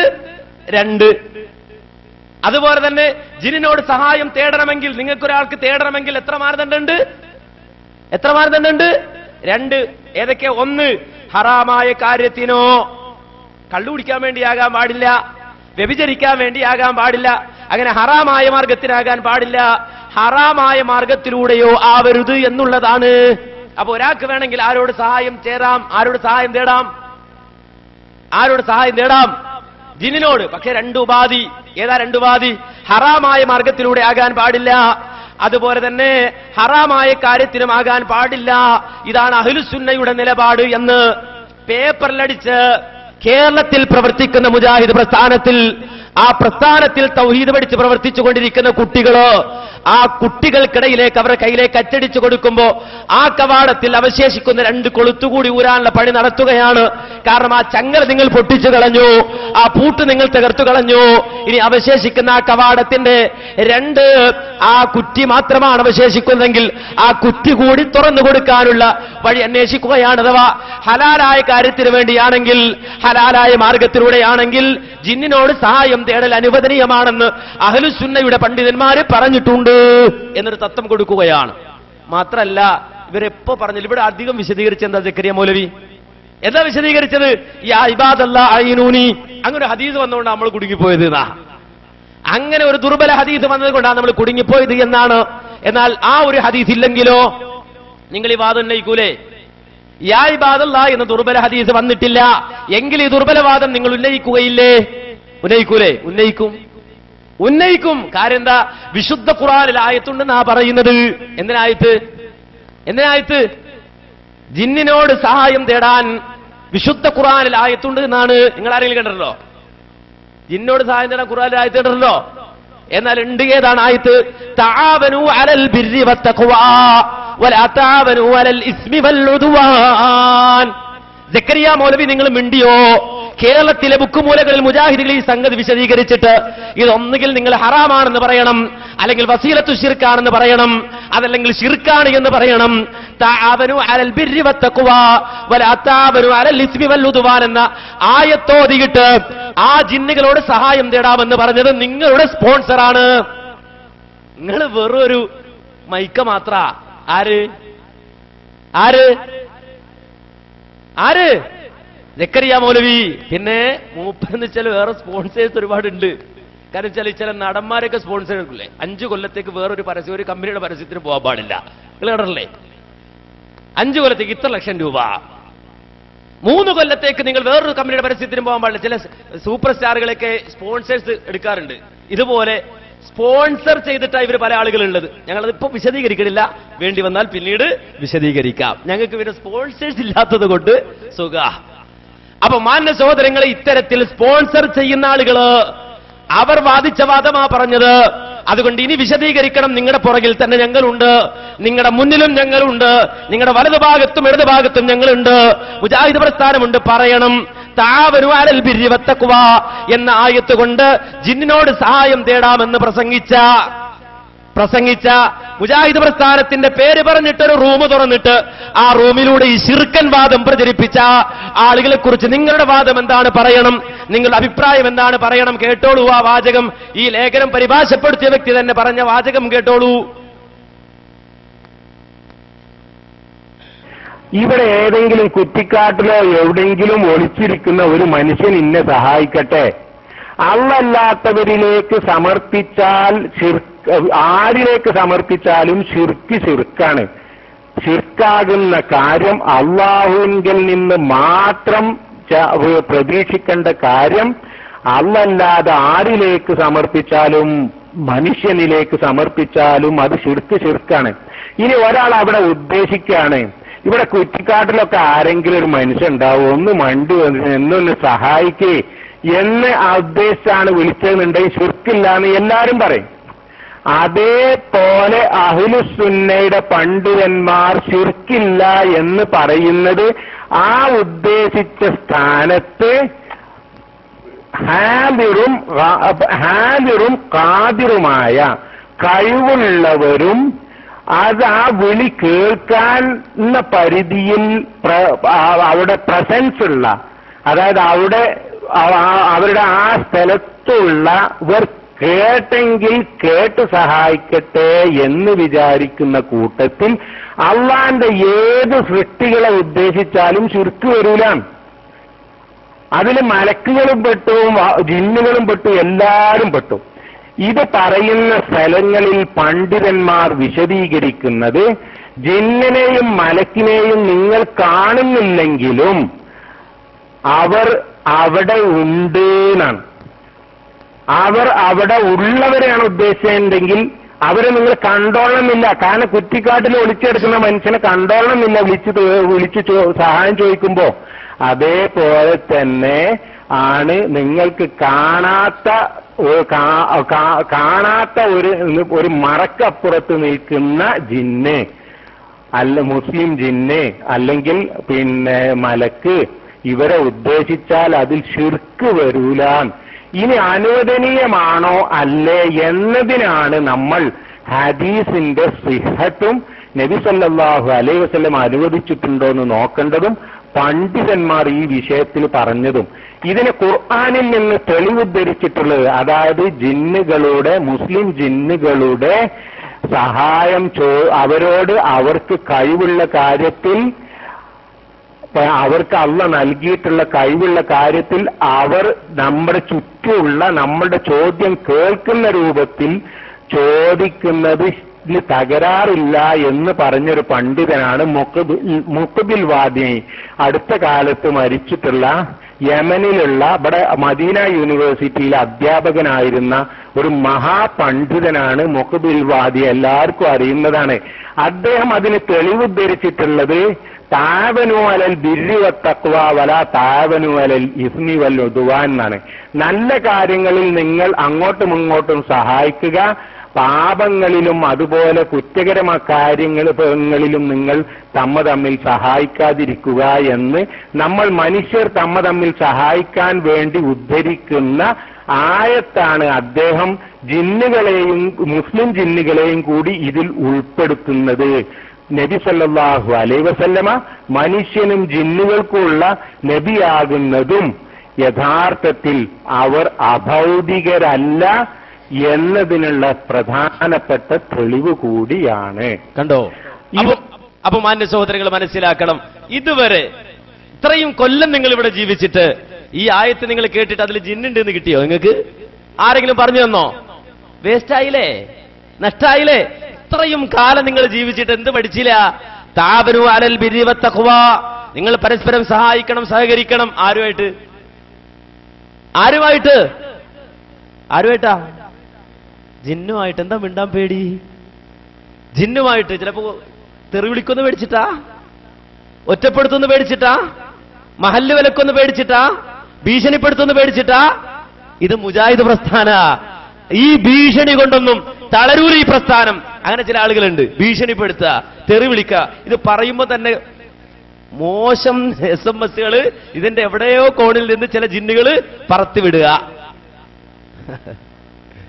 അതുകൊണ്ടൊന്നും തളരൂല മക്കളെ. ഈ ശിർക്ക് ഞങ്ങൾ തല്ലിയുടക്കും. കേരളത്തിന്റെ മണ്ണിൽ ഈ കുഫ്ർ വളർത്താൻ ഏത് മൗലവി വന്നാലും ഞങ്ങൾ അനുവദിക്കുകയില്ല, അനുവദിക്കുകയില്ല, അനുവദിക്കുകയില്ല. എത്ര ആരവത്തോടെ വന്നാലും ഇടതുകാല് കൊണ്ട് ഞങ്ങൾ ചവിട്ടിത്തൊഴിക്കും ഈ രൂപത്തിലുള്ള ശിർക്കൻ പ്രഖ്യാപനങ്ങളെ. താവനു അലൽ ബിരി വത്തക്കുവാൻ. എന്താ താവനു എന്ന് പറഞ്ഞാൽ? അതിന്റെ വസിനെന്താ? തഫാല വസിനാണ്. അങ്ങനെ താവനു എന്ന് പറഞ്ഞാൽ നിങ്ങൾ പരസ്പരം സഹകരിക്കണം എന്നല്ലേ? ശരി, നിങ്ങൾ ജിന്നിനോട് സഹകരിക്കുന്നുണ്ട്, അല്ല നിങ്ങളോട് ജിന്ന് സഹകരിക്കുന്നുണ്ട്, നിങ്ങൾ എങ്ങനെ ജിന്നോട് സഹകരിക്കുക? ഒന്ന് പറഞ്ഞാൽ അങ്ങോട്ടൊന്ന് സഹകരിക്കണല്ലോ, ജിന്നുമായിട്ടൊന്ന് സഹകരിക്കണല്ലോ. അപ്പൊ മുക്കുബിലിൽ വാദി പറഞ്ഞിട്ടുണ്ട് എന്നാ, മുക്കുബിലിൽ വാദി പറഞ്ഞ മുഴുവൻ നിങ്ങൾ സ്വീകരിക്കോ? മുക്കുബിൽ വാദി തന്നെ പറഞ്ഞിട്ടുണ്ട് ജിന്നിനെ കല്യാണം കഴിക്കാം. ഇപ്പൊ എന്താ ചെയ്യാ? സൗകര്യമുള്ളൊരു ഏർപ്പാടാ. കാരണം വെച്ചാൽ എന്താ? കല്യാണം കഴിക്കുക, ചെലവിന് കൊടുക്കണ്ട, കുറച്ച് എല്ലുമുട്ടി വാങ്ങിക്കൊണ്ട് കൊടുത്താൽ മതി.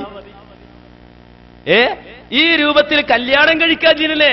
പക്ഷേ ഏതെങ്കിലും ഒരു പെണ്ണിന്, ഏതെങ്കിലും ഒരു പുരുഷൻ ജിന്ന് കല്യാണം കഴിച്ചിട്ട് കുട്ടി ഉണ്ടായാൽ അത് ജിന്നിന്റെ കുട്ടിയാണെന്ന് പറയണ്ടാകാ. അപ്പൊ പിന്നെ എന്ത് ചെയ്യും? ഇടങ്ങേറാവൂലേ?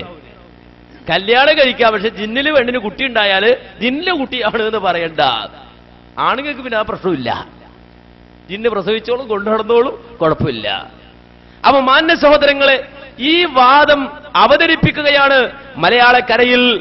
ഇനി ഞാൻ ചോദിക്കട്ടെ, ഇവിടെ എന്താ പറഞ്ഞ ന്യായം എന്താണ്? ഹാദിറായ കാദിറായ ഒരാളോട് ചോദിക്കാമെന്നാണ്. ജിന്ന് ഹാദിറായ മതി, കാദിറായ മതി എന്നാ. ഞാൻ പറഞ്ഞൊരു മുസ്ലിയാരിയത്തുണ്ട് എന്ന് പറഞ്ഞു. അതും മറ്റേ നമ്മുടെ ജക്കരിയ മൗലവി പറയണത് അത് അനസ് മുസ്ലിയാരായതുകൊണ്ടാണ് അത് മനസ്സിലായത് എന്നാ. മുസ്ലിയാരായത് കൊണ്ട് തന്നെയാ മനസ്സിലായത്. സംശയം എന്താ? ആ മുസ്ലിയാരിയത്ത് മുസ്ലിയാരായത് കൊണ്ട് തന്നെയാ മനസ്സിലായത്. കാരണം ഈ ഹാദിർ ഖാദിർ എന്നൊക്കെ പറയുമ്പോൾ ഈ സാധാരണക്കാരെ വിചാരിക്കും എന്തോ ഒരു സാധനമാണ് അത്, എന്താന്ന് അവർക്ക് മനസ്സിലാവില്ല. എന്തോ ഒരു മൗലവി എന്തോ പറഞ്ഞിട്ടുണ്ട്, എന്തോ ഹാദിർ എന്നോ ഖാദിർ എന്നോ പറഞ്ഞിട്ടുണ്ട്. ഹാദിർ എന്ന് വെച്ചാൽ സ്ഥലത്തുള്ള ആള്, ഖാദിർ എന്ന് പറഞ്ഞാൽ കഴിയുന്ന ആള്. അപ്പൊ സ്ഥലത്തുള്ള കഴിയുന്ന ഒരാളോട് ചോദിച്ചാൽ ശിർക്കാവൂല. അപ്പൊ സ്വാഭാവികമായും സംശയമായി, ഹാദിർ ഉള്ളതാരാ? ജിന്ന് ഹാദിർ ഉണ്ടോ എന്ന് സംശയമാണ് അല്ലേ? ഹാദിർ ഉണ്ടെന്ന് അറിയാൻ പറ്റും. ഇവിടെ ഹാദിർ എത്ര ജിന്ന് ഹാദിർ ഉണ്ട് എന്ന് പറയാൻ പറ്റുമോ? ഇല്ല. അപ്പൊ ഉറപ്പുള്ളതാരാ? നമ്മുടെ കൂടെ ഹാദിർ ഉള്ളവരാണ്. ആര്? ആരാ ഹാദിർ ഉള്ളത്? മുങ്കറു റഖീബ് അതീദ് ഹാദിർ ഉണ്ടെന്ന് ആരാ പറയുന്നത്? ഖുർആൻ വളരെ വ്യക്തമായി പറയാണ്, മാ യൽഫിദു മിൻ ഖൗലിൻ ഇല്ലാ ലദൈഹി റഖീബുൻ അതീദ്. റഖീബ് അതീദ് അറിയാതെ ഒരു വാക്ക് പോലും ഉച്ചരിക്കാൻ നിങ്ങൾക്ക് കഴിയില്ല. കിറാമൻ കാതിബീൻ യഅലമൂന മാ തഫ്അലൂൻ. മാന്യന്മാരായ എഴുത്തുകാരാണ് അവര്, നിങ്ങൾ പ്രവർത്തിക്കുന്നവരെ എഴുതിക്കൊണ്ടിരിക്കുന്നു. അപ്പൊ ചോദ്യം എന്താ? അല്ല മൗലവി, ഈ റഖീബ് അതീദിനോട് ചോദിക്കാമോ? ഒരാൾ ഒറ്റയ്ക്ക് നടന്നു പോവാ, ആരുമില്ല, ആരുമില്ല. അപ്പോ റഖീബ് അതീദ് കൂടെ ഉണ്ടല്ലോ, റഖീബ് അതീദെ ഒന്ന് സഹായിക്കണേ എന്ന് ചോദിച്ചാൽ ശിർക്കാണോ? ശിർക്കല്ലേ? ഒന്ന് പറഞ്ഞേ, എന്താണത്? നിങ്ങളെന്താ പഠിച്ച്? പേടിണ്ടോ? ഒന്ന് പറയ്, എന്താണത്? റഖീബ് അതീദിന്റെ കൂടെയുണ്ട്, ആ റഖീബെ സഹായിക്കണേ, അതീദെ സഹായിക്കണേ, റഖീബ് അതീദെ സഹായിക്കണേ എന്ന് പറഞ്ഞാൽ അത് തൗഹീദായി മനസ്സിലാക്കിയവരുണ്ടോ? ഉണ്ടോ? നേരെ കുറിച്ച് എന്താ മനസ്സിലാക്കിയത്? ശിർക്ക്. പക്ഷെ നമ്മുടെ ജബ്ബാർ മൗലവി മനസ്സിലാക്കി എന്താണെന്നറിയോ? സക്കരിയ മൗലവി മനസ്സിലാക്കി എന്താണെന്നറിയോ? No problem. ചോദിക്കാൻ പറ്റുമോ? പറ്റൂല. ചോദിച്ചാൽ എന്തല്ല? ശിർക്കല്ല, അതൊരു ഔദാര്യ. ചോദിക്കാൻ പറ്റുമോ? പറ്റൂല. പിന്നെ ചോദിച്ചാൽ എന്തല്ല? ശിർക്കല്ല. കേട്ടോളൂ, ജബ്ബാർ മൗലവി ഒരു മടവൂരി ഫോൺ വിളിക്കാണ്. കാര്യം ഇവര് ഭയങ്കര പറയുമ്പോൾ മടവൂരി മടവൂരി എന്നൊക്കെ പറയും. സംഗതി ഇവര് പുറകിലൂടെ എന്തുണ്ട്? തയ്യപ്പാണ്. കാര്യം എന്ന് വെച്ചാൽ അവരെന്താ ആഗ്രഹിക്കണം അത് ഇവിടുന്ന് ഇവർ പറഞ്ഞു കൊടുക്കും. എന്നിട്ട് മറ്റൊരു അത് വാത് പറഞ്ഞു, ഇതേ മുജാഹിദിലെ കണ്ടോ ജിന്നോട് നേടാന്ന് പറയാ. എന്നിട്ട് ഇവിടുന്ന് അവർക്ക് വേണ്ട ആയുധങ്ങൾ, ടൂൾസുകൾ ഇവരെന്തെടുക്കുക, ഉണ്ടാക്കി കൊടുക്കുക. ഈ പണി അവിടെ നടത്തിക്കൊണ്ടിരിക്കുന്നത്. ഇതുപോലൊരു മടവൂരി വിളിച്ചു. ആരെ? ജബ്ബാർ മൗലവി വിളിച്ചിട്ട് ചോദിച്ചു, അല്ല മൗലവി, നമ്മുടെ കൂടെ റഖീബ് അതീദ് ഉണ്ടല്ലോ, സഹായം തേടിയാൽ ശിർക്കാണോ അല്ലേ? ചോദിച്ചതിന് മറുപടി എന്താ? കേട്ടോളൂ. ഹലോ, അസ്സലാമു അലൈക്കും. മൗലവിയല്ലേ? ഹലോ, അതെ. മൗലവി, ഒരു സംശയം ചോദിക്കാനാണ്. ചോദിച്ചൂടെ? അറിയെങ്കിലും പറയാം. ആയിക്കോട്ടെ. പിന്നെ നമ്മളെ മടവൂര് ഗ്രൂപ്പിലെ ആളുകൾ ചില ചോദ്യങ്ങളായി ലേഖനം വെച്ചിട്ട് ചോദിക്കുന്നുണ്ട്. അതിൽ അവര് ചോദിക്കുന്നത് സൃഷ്ടികളെ കഴിവിൽപ്പെട്ടത് ചോദിച്ചാൽ പറഞ്ഞത് സൃഷ്ടികളെ കഴിവിൽപ്പെട്ട അല്ലാത്ത ഒരാളും ചോദിക്കാൻ പറ്റുമോ? അല്ല, ഈ ജിന്ന് സൃഷ്ടിയല്ലേ, അയർത്ഥത്തിൽ അവര് അപ്പൊ ജിന്നിനോട് നമ്മളെ ചുറ്റുഭാഗത്തുമുള്ള ജിന്നിനോട് ചോദിച്ചാല് ശിർക്കാവോന്ന് ജബ്ബാർ മൗലവി ശിർക്കല്ലാതെ അപ്പൊ അതുകൊണ്ട് എന്താണെന്ന് ചോദിക്കണമെന്ന് പറഞ്ഞിട്ടുണ്ട്. അപ്പോ ഈ ചുറ്റുഭാഗത്തുള്ള ജിന്നുകളൊക്കെ അദർശനാണല്ലോ. അപ്പോ അവരോട് ഒരു കാര്യം ചോദിക്കാണ്, എന്നെ സഹായിക്കണേന്ന് പറഞ്ഞിട്ട്. അപ്പൊ സൃഷ്ടികൾ അവരെ കഴിവിൽപ്പെട്ട് ചോദിക്കുന്നതുകൊണ്ട് ശിർക്കല്ല എന്ന് പറഞ്ഞ അടിസ്ഥാനത്തില് റക്കീബെല്ലാം ഞങ്ങളെ കൂടെ തന്നെ ഉണ്ടല്ലോ. അപ്പൊ റക്കീബ് അത്തീദിനോട് നമ്മൾ വാങ്ങിയാല് ഒന്ന് സഹായിക്കണമെന്ന് പറഞ്ഞ ശിർക്കാകുമോ ചോദിക്കുന്നു. ഉത്തരം പറയാൻ എനിക്ക് കഴിയുന്നില്ല. എന്തായാലും അവരോട് ഈ വിഷയത്തിനെ കുറിച്ച് എന്നോട് നേരിട്ട് സംസാരിക്കാൻ. അല്ല, ഇതിന് ഞാനെന്താ ഉത്തരം പറയേണ്ടത്? ഉത്തരം പറയണ്ട, ആദ്യം ഇവരോട് അത് ചോദിക്കാം. എന്തേ ഇവരെ ഈ സ്ഥലോ ഇവരിൽ നിന്ന് ആരെങ്കിലും ഉന്നതരോ ഈ വിഷയമായിട്ട് ഞാനുമായിട്ട് ഇരുന്ന് ചെയ്യാറുണ്ടോ? അല്ല, അത് ചോദിക്കുക. പക്ഷെ ഇവർ ഈ പറഞ്ഞതിന് ഞാനെന്താണ് ഉത്തരം പറയേണ്ടത്? അതാ പറയുന്നത്. അവര് പറയൂ അത് ഒഴിഞ്ഞു മാറിക്കളയും ചിലപ്പോ. നമുക്കിപ്പോ എനക്ക് ചെയ്യണം അവരോട്. അതാ, പക്ഷെ ഈ ചോദിക്കുന്ന ആള് അവരാളെന്നാണോ എനിക്കറിയാം. അല്ല, അതെന്തായാലും നമ്മളിപ്പോ അവര് ചോദിച്ചാല് ശരിക്കും അവരോട് ഉത്തരം പറയേണ്ടത് ഇപ്പൊ ചിന്തിക്കുന്നത്. അതെ, നിങ്ങളിപ്പോ എന്നോട് ചോദിക്കുന്നത് നിങ്ങളിപ്പോ ഒരു മടവൂരിയാണോന്ന് ഞാൻ അറിയോ? അല്ല, അതങ്ങനെ പറഞ്ഞാൽ അവരെന്താ പറയാന്ന് പറഞ്ഞാല് മൗലവി ഒഴിഞ്ഞു മാറുന്നതാ പറയാന്. അവരെന്താ അതിനാണ് ഞാൻ ചോദിക്കുന്നത്. ഈ വിഷയത്തില് ഞാനുമായിട്ട് അവരിൽ നിന്ന് ആരെങ്കിലും ഒരു ഉന്നത എന്നാ മൗലവി അങ്ങനെ ഞാൻ ചോദിക്കട്ടെ, നിങ്ങൾ അങ്ങനെ പറയുകയാണെങ്കിൽ. ആയിക്കോട്ടെ. അതായത് ഞാൻ എന്നെ മടവൂരി അങ്ങനെ തന്നെ വിശ്വസിച്ച ഞാൻ ചോദിക്കും നിങ്ങളോട്. ഞാൻ പണ്ഡിതനൊന്നും വേണ്ട ചോദിക്കാൻ നോട്ടിക്കാം. റക്കീബ് അത്തീദ് ഞങ്ങളെ കൂടെ ഉണ്ടല്ലോ. അതാ ഈ വിഷയമായിട്ട് മലക്കുകളോട് ചോദിക്കാന് റക്കീബ് മലക്കുകളെ ഓരോരുത്തരും ഓരോന്നിനെ ഏൽപ്പിച്ചിട്ടുണ്ട്. അതേ അവരോട് ചോദിച്ചിട്ട് കാര്യമുള്ളൂ. അപ്പോ ഏത് മലക്കിനോട് ചോദിക്കാനോ? നമ്മൾ മരുഭൂമിയിൽ വെച്ചിട്ട് ചോദിക്കുന്ന ഏത് മലക്കാ? ചോദിച്ച മലക്ക് ഇല്ല, അറിയില്ല. പക്ഷേ ഇത് ഞാൻ ചോദിക്കാന്നല്ല അറിയിക്കണമെന്നല്ല പറഞ്ഞത്. ചോദിച്ചാൽ തെറ്റില്ലാന്ന് പറഞ്ഞിട്ടുണ്ടല്ലോ. ചിർക്കാവൂല എന്നാ പറഞ്ഞത്. ചെറുക്ക് ചോദിക്കാലോ. അതാ ചിർക്കാവൂ, കള്ളുകൂടി ചിർക്കാവൂല എന്ന് പറഞ്ഞാല് കള്ളു. മൗലവി അങ്ങനെ ഞാൻ പറയുന്നത് അങ്ങനല്ല. ചോദിക്കാതുള്ളത് നമുക്കാര് ചോദിക്കുമെങ്കിൽ ചെറുക്കല്ല. അപ്പൊ ഹറാമാണോ? അതാ പറഞ്ഞ മൗലവി അതങ്ങനെ ഇവര് പറയുന്നത് ഉരുട്ടും ചതിവും പറയുന്നതല്ല ഇതിൽ കൂടി വരുന്നത്. നേർക്ക് നേരെ നമ്മൾ ഒരു തൗഹീദും ചെറുക്കും ചോദിച്ചാല് തൗഹീദിന് ഇത് ഞാൻ അമ്പലക്കഥയിൽ ചെയ്ത അമ്പലക്കഥവിന്റെ വാദത്തില് മലക്കുകളില് അഭൗതികമായ ഒരു ചുരുക്കം വരുന്നില്ല എന്ന് പറഞ്ഞതാ. ആ വാദത്തിന് ഒരു തെറ്റുമില്ല. ഇല്ല, പക്ഷെ ഇത് ചോദിക്കാൻ കാരണം എന്താ അറിയോ? ഇപ്പോ സൃഷ്ടികളെ കഴിവിന്റെ അപ്പുറത്ത് ചോദിച്ചാൽ അതായത് സൃഷ്ടികൾ എന്ന് പറഞ്ഞാലും മലക്കുകൾ സൃഷ്ടികളാണ്. മരിച്ചവരെന്തായാലും അദർശ്യ ലോകമാക്കൾ പോയി. മലക്കുകൾ ഞങ്ങളെ ചുറ്റുഭാഗത്തുണ്ട്, അവർ മരിച്ചവരല്ല. അപ്പൊ അവരോട് തീർക്കാവൂല എന്ന് മലക്കുകളോട് ചോദിക്കുന്നത് ഏത് മലക്കനെ ഏൽപ്പിച്ച് നമ്മൾ ആ ചോദിക്കുന്നതുകൊണ്ട് അത് വെറുതെ. അപ്പൊ ഞാൻ ചോദിച്ചാൽ ഇപ്പൊ റക്കീബ് അത്തീദിനോട് ചോദിച്ചു തീർക്കാവോ അല്ല അനുവദനീയമാവോ? ഏൽപ്പിച്ചിട്ടില്ല എന്ന് നമ്മൾ അറിയില്ല ഏൽപ്പിച്ചിട്ടുണ്ട്. അപ്പൊ മരുഭൂമിയിലെത്തിയ റക്കീബിനോട് ഞാൻ സഹായം ചോദിച്ചു എന്ന് കൂട്ടിക്കാം. റക്കീബ് അത്തീദിനോട് ചെറുക്ക് വരുന്നില്ല. അതാണ് എനിക്ക് അറിയേണ്ടത്. അവരോട് അതായത് റക്കീബ്